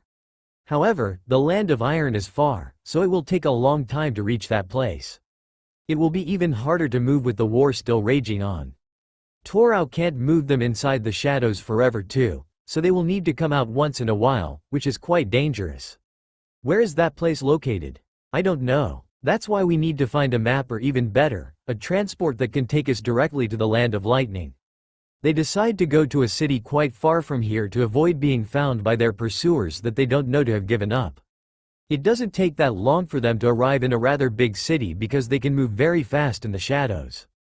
Torao sneaks them into the city and they hide in a small storehouse to rest.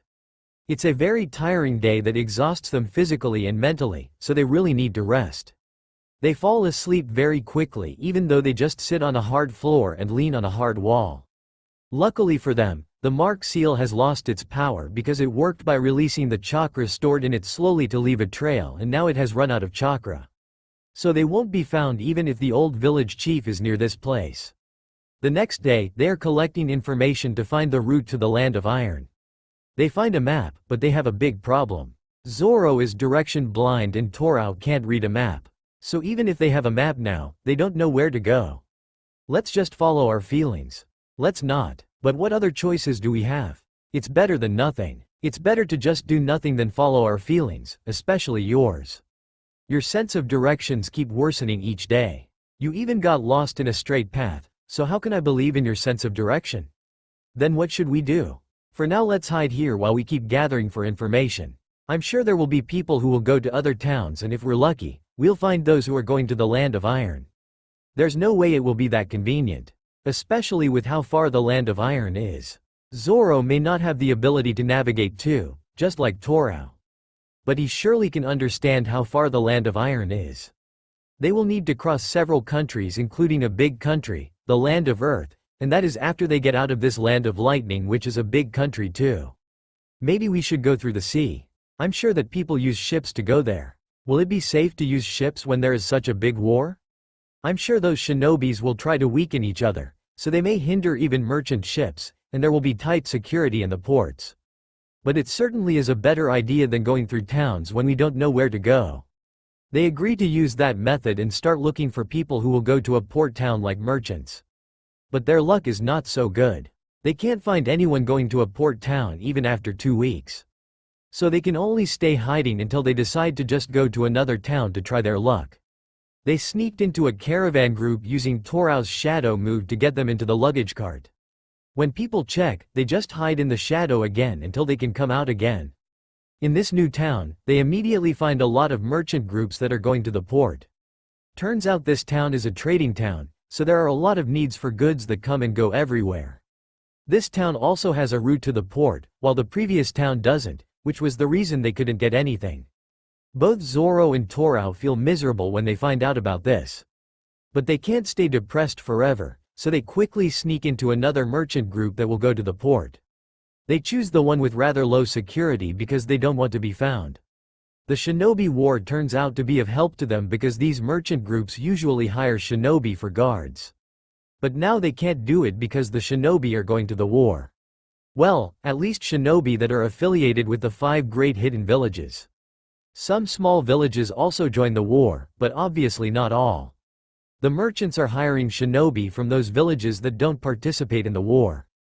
Obviously, not just any hidden villages, but those that are allied with the Land of Lightning because they are in the Land of Lightning's territory, and there's the war too. The good thing is, these shinobis aren't as skilled as those from the 5 great hidden villages. They don't even detect Zoro and Torao who hide in the luggage cart. But both of them need to hide in the shadow anytime they pass through checkpoints where skilled shinobis from Kumogakure are checking the carriages. Then after a long journey and a lot of hide-and-seek games, they finally arrive at the port town. Now they just need to find a ship that can take them to the Land of Iron. But of course, it won't be as easy as they want. On the port, there are many ships coming and leaving every day even during this war. However, the security is very tight. Shinobis with great sensory skills are everywhere around the port. The procedures to board ships are also very strict. Everything is to prevent enemies infiltrating their country during this war. After all, these ships are usually escorted by shinobis from other countries to protect them in the sea.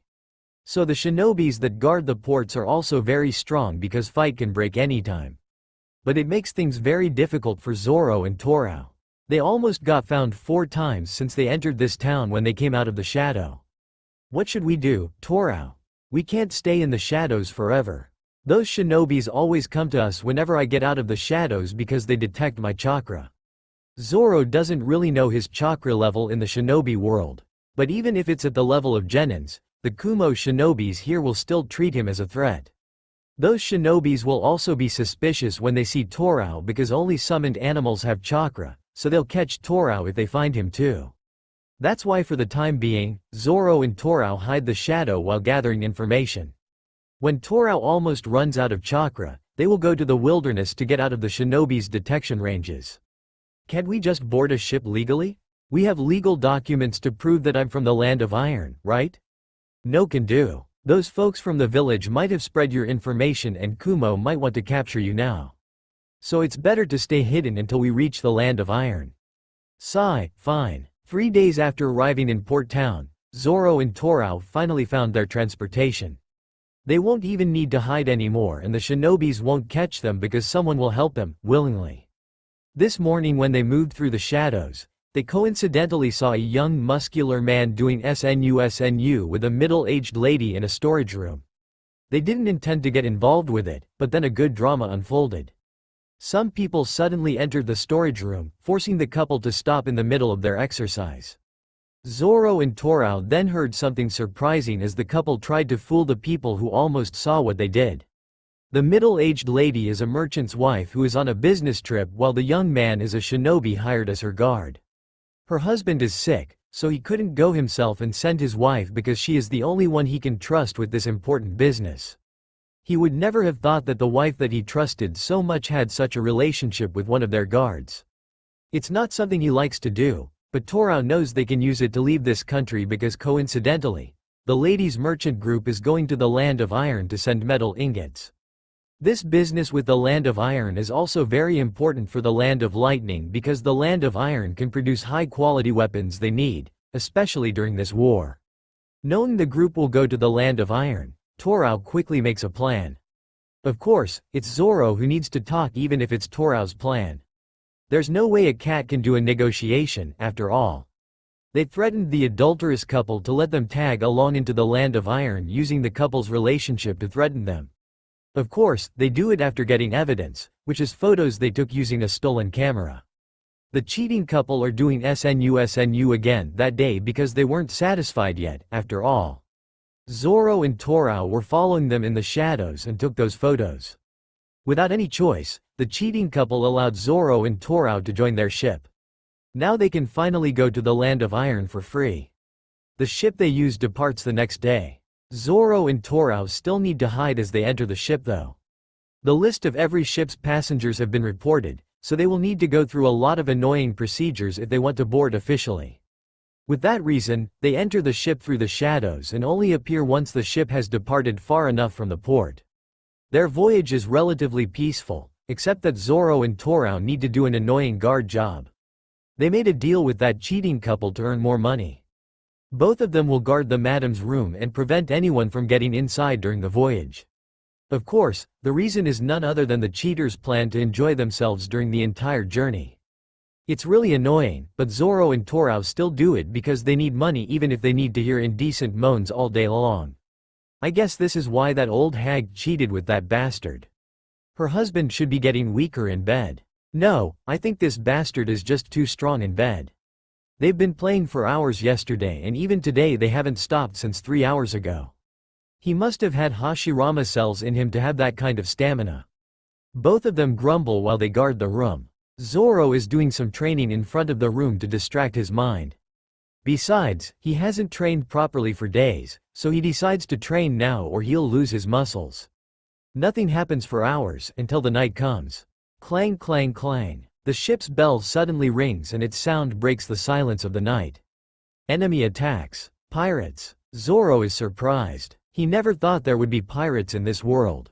But then he also realizes that pirates are basically just sea bandits, so it is not strange for even this world to have them. They just won't be the same as One Piece world's pirates. Taking his 3 swords, Zoro quickly goes to the ship's deck. He wants to see the pirates of this world. Sounds of cannons being shot from this ship and the enemy ship echo on the sea. Zoro can only see some parts of the enemy ship because the lights on that ship are rather dim. But he can see their ship approaching and soon both ships are moving right next to each other. Then the pirates are jumping to the merchant ship to hijack it. Zoro knows that he can't avoid battle and run away because they are on the sea now. His only choice now is fighting those pirates and defeating them. I guess I can't avoid fighting humans anymore, huh? After saying that, Zoro joins the battle that has broken on the deck. Torao is hiding in Zoro's shadow, ready to pull him in anytime if he is in danger. With swords on his hands and mouth, Zoro rushes toward the enemies. His heart is beating fast because he is nervous about his first real life and death battle against humans. A pirate who wears tattered clothes and seems to haven't taken a bath for a long time sees Zoro. The pirate also rushes toward Zoro while laughing like a maniac as he swings his chipped sword down. Zoro can see the sword's movement clearly even though it's quite fast. He has fought against Instructor Moss Head who can move much faster even if it's just in the Genjutsu world. Before the pirate's sword hits Zoro, he parries it with the sword in his left hand. Then he stabs the pirate's body with the sword in his right hand. His sword pierces through the pirate's stomach easily and then Zoro slashes it out to cut the stomach. He has trained by cutting animals' bodies that include their bones with his swords. So he can cut humans' bodies as well, especially normal humans without strong physiques or ninjutsu. It's his first time killing a human, but surprisingly he doesn't feel bad or guilty. Maybe it's because his opponent is a criminal or because of this chaotic situation filled with sounds of battle around him. No matter what the reason is, Zoro knows he can't stay idle. He needs to help the ship's crew fight these pirates if he wants to survive and go to the land of iron. So he moves again to fight the other pirates. Zoro moves around between the fighting people. His body is smaller than everyone here who is an adult. That's why the enemies aren't giving him much attention and he can sneak around. He uses this advantage to attack the pirates from behind. It's easy to distinguish the foes and friends because all the pirates look dirty as if they haven't washed themselves for years. With Zoro's sneak attacks, the pirates get overwhelmed quickly. The merchant ship crew thinks they will win soon, but then they hear a loud crashing sound from the ship's left side. Damn useless bunch, I fed you a lot of food and you can't even defeat a normal merchant ship crew. Everyone sees a tall burly man with hairy arms and thick beards standing near their ship's railing while holding a pair of big cutlasses in his hands. Zoro can feel that this man is strong and looks dangerous. That strong-looking burly man is the pirate captain. The pirates cheer seeing him joining the battle, but Zoro doesn't care. When everyone is distracted by the man's sudden appearance, Zoro uses this chance to kill more pirates. He runs even faster between the adults, using them as covers so the pirates can't find him easily as he attacks and kills them. But the screams of the defeated pirates attract everyone's attention. The pirate captain is obviously angry that someone dares to kill his men even when he finally shows up. He sees a green-haired kid holding two swords in his hands and a sword in his mouth running around the deck, attacking his men. Anger swells up in his heart and he rushes to attack Zoro. His steps are so loud as his heavy body makes the ship's wooden floor creak with every step he takes. So Zoro can hear him coming very clearly and stops attacking the small fries. The pirate captain jumps at Zoro while raising his big twin blades high. Then to Zoro's surprise, the blades are glowing with bluish light. The pirate captain actually can infuse chakra into his swords. Zoro jumps to the left, dodging the blades that slash down at him. The blades hit the floor and break it easily, leaving quite big cutting holes there. Chakra blade? A ninja? The first thought that enters Zoro's mind is the pirate captain being a ninja. As for being a samurai, Zoro doesn't think that to be the case because this guy's swordsmanship is too rough to be a samurai who lives for swords. You damn slippery kid. Zoro's guess is proven to be true when the pirate captain suddenly uses clone jutsu to make a clone. It's a normal clone jutsu, so the clone is just an illusion, but it's still good to confuse his opponents. The pirate captain and his clone move to attack Zoro from two sides. They charge at him and send cross attacks with their chakra-infused blades from above. Zoro jumps and rolls forward before quickly turning around. The real one and the clone hit each other with their blades, making an obvious result where the clone is destroyed. As if you can hit me with such slow attacks. Zoro charges at the pirate captain and makes a diagonal slash from below with his right sword. The pirate captain isn't as agile as Zoro with his big body, so he can only block Zoro's sword. What follows is a barrage of sword attacks from Zoro. The pirate captain may not be a good swordsman, but he sure has good battle skills. He can keep blocking Zoro's attacks using his good sense and reflex. Even so, he is being pushed back by Zoro, who is faster and surprisingly stronger than the pirate captain, who is a few times bigger than him. It makes the pirate captain question just how a kid like Zoro can have such strength. Fiercer. My attacks need to be fiercer and more efficient. He can block my attacks even though I'm faster than him. That means my movements are still not efficient enough. I still have waste movements just like what the instructor always said. Zoro's swordsmanship is being honed in this real battle. Fighting with his real body is vastly different than just using a fake body in the genjutsu world. The sensations of the swing, the recoil, and even the worry of being hit back are much more stimulating in real life. Everyone else looks at the battle with wide eyes. They can't believe a small kid like Zoro is pushing a big muscular man like that pirate captain. Furthermore, that man uses chakra on his swords while Zoro doesn't, but Zoro is on the winning side. Then suddenly, under everyone's astonished eyes, Zoro's sword falls on the pirate captain's body.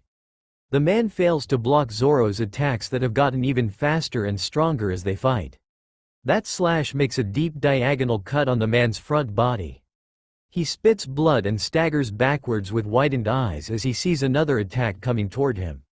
The pain makes him unable to react on time as the sharp katana slashes his throat, cutting his neck, separating his head from his body. Zoro kills the pirate captain without getting a single wound on his body. Everyone is speechless by this scene. But then cheers erupted from the merchant ship crew while the remaining pirates fell on their knees with disbelief expressions. The captain they fear so much is killed quite easily by a kid. With their captain defeated and many of their crewmates killed, the pirates can only surrender. The merchant crew detains them and loot the pirate ship before sinking it. They are so poor. Zoro frowns as he looks at the small pile of goods they get from the pirate ship. Pirates usually don't have much wealth because when they succeed in their piracy, they usually spend what they get quickly for pleasure. Also, they never put all their wealth on their ships and usually hide them in secret locations. A middle-aged man who is the merchant ship's captain says it while looking at the loot with Zoro. They are here to check the looted items and divide them. Zoro will choose first because he contributed the most. He checks everything with Torao to see if there are good things here. But there's nothing that catches their eyes in that pile of items, so they just choose some jewelry that seems to fetch good prices. After everything is over, the merchant crew continues their way to the land of iron. There's no other dangerous fight against humans after that. Only a fight against the sea as they encounter a storm the next day. But the ship crew members are professional sailors, so they can pass the storm without any problem. Then after another day, they finally arrive at the land of iron. This country is cold, so everyone starts wearing thicker clothes. The sea around the port is covered with thick ice and the port town is full of snow. Just like everyone else, Zoro is also wearing thick clothes made of animal pelts as they enter the port. Zoro doesn't need to hide anymore now because even though the security at this country's ports are also tight, it's not as tight as the ones in the land of lightning. As long as one is not a criminal, then they can enter this neutral country. Besides, he has legal documents from the land of iron. That god somehow made these documents for him but decided to not send him to the land of iron upon reincarnation. Hey, Torao, I've been wanting to ask this for a long time but keep forgetting. Why didn't God just send me to this land of iron instead of the land of lightning? Won't it be much easier for us since my identity is this country's citizen? That is. Well, that's because he used the wrong coordinate when sending your body here. He even made a mistake with the year. You were supposed to be the same age as Naruto, but now you were even older than Kakashi. He made such blunders and still dared to punish you? When higher-ups made mistakes, they will just laugh it off, and sometimes even blame their subordinates. I'm just glad that he didn't put the blame on me and punish me by sending a divine judgment. Both of us will get destroyed by that just to cover for his mistake. Hey, so this is the land of iron, huh? You. Sigh, yeah, this is the place. Zoro decides to just leave that topic and talk about the land of iron. This is a neutral country, not involved with the shinobi world affairs. So the shinobi war won't reach this place and he will be safe. If the shinobis dare to hurt or kill this country's citizens, then they will make an enemy of the land of iron and even the 5 great shinobi villages don't want to anger them. Well, doing all that for just one person may be too much. But the real benefit is he can go almost anywhere with this identity. Citizens of this country are welcomed in almost every other country because of their neutral position and it's good for Zoro's future plan. So, what is our next step? Did you forget already? Have you told me? Sigh, it seems your muscles really absorb all the nutrition from your brain. Zoro doesn't say anything because he never wins an argument against Torao, so it's better to stay silent and accept whatever the black-white cat says. This is the land of swordsmen, so you should hone your swordsmanship here. As Torao said, this country may be the best place to polish his swordsmanship. The samurais of this country are said to rival shinobis, after all. Though Zoro knows that it just applies for average shinobis. At most, the samurais can get as strong as jonins.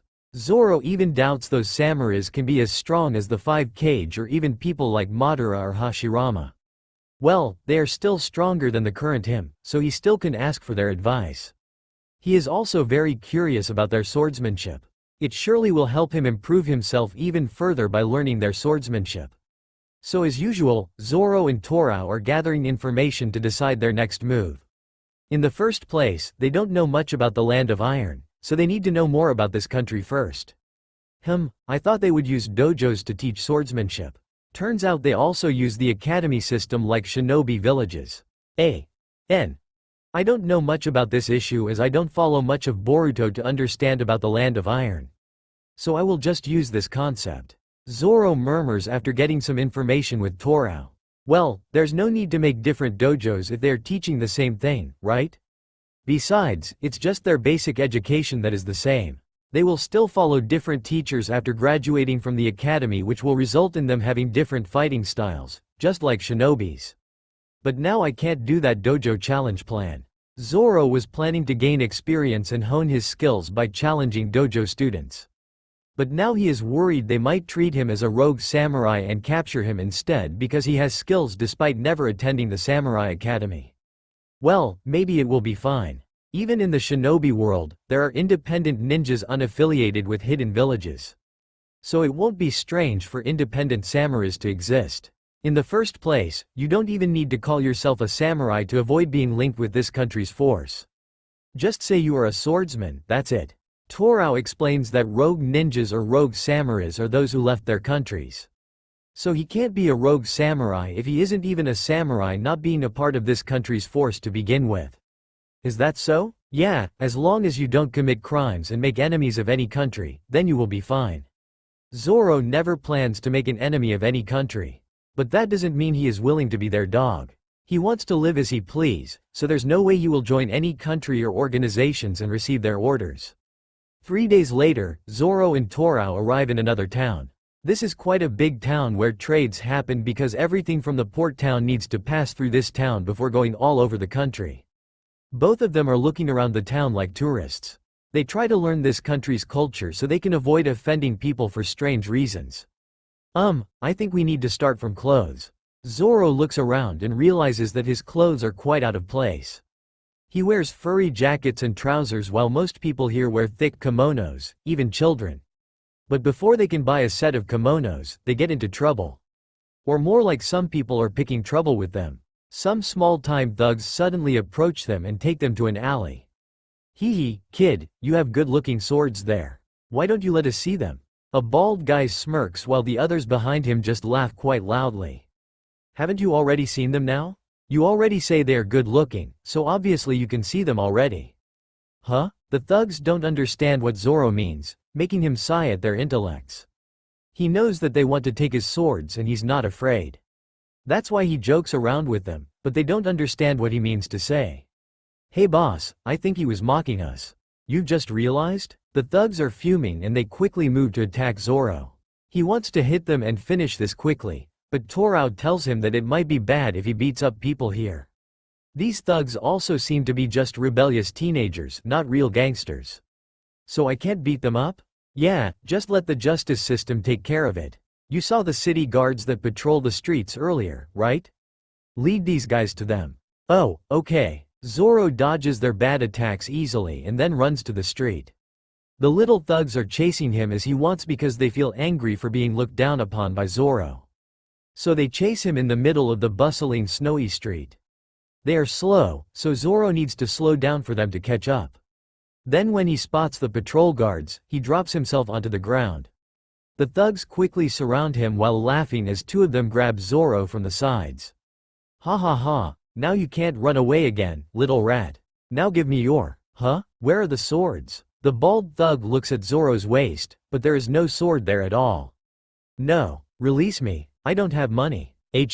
What are? The thugs finally realize that people are looking at them. They are seeing a bunch of young men in their late teens ganging on a smaller kid and even hold him as if they are about to beat him. You there, what are you doing? The patrol guards are coming towards them, making the thugs panic. They don't know what to do now, so they quickly run away, leaving Zoro there as the guards chase them. The people on the street approach Zoro, asking if he is alright. He thanks them and says he's fine because they haven't had the chance to do anything to him. After receiving their concerns, he finally leaves to continue his business. Torao joins him again after hiding in his shadow. He is the reason Zoro's swords suddenly disappeared. Torao stored them in his storage space when Zoro ran away from the thugs. I think we need to hide your swords and only take them out when needed for now. Yeah, but I feel restless without anything on my waist. Then how about using bamboo swords? It will make you look like a student and no one will want to rob bamboo swords. Alright then. Zoro then has 3 bamboo swords on his waist after he bought some sets of white-green furry kimonos. Now he looks like a samurai apprentice who's out on a stroll. He walks around the town before seeing a place that looks like a dojo. So he checks it and finds out that it is a training center that also acts as a school for children. Young children are studying here from a very young age. They look like kindergarten kids. As he guessed, the kids here start studying from the age of 4. They only teach basic things in this school like reading, calculation, and stuff about this country. Only talented or rich children will pursue higher education, including being samurais. This school also acts as a place to find talents for the country. Those who are deemed talented for swordsmanship will be sent to the Samurai Academy to be trained. It's a great chance for normal families to rise in status, so they always hope their children will be accepted into the Samurai Academy. But of course, the chance for that to happen in normal families is very low, just like the case of normal families in hidden villages that can't compete with clans. But training center, huh? Isn't this a good place, Torao? It is. There must be samurais training inside. Hey, then I guess I can ask for their guidance. Zoro grins as he walks into the training center. THSTA all for now. If you enjoy then please like, share and do comments.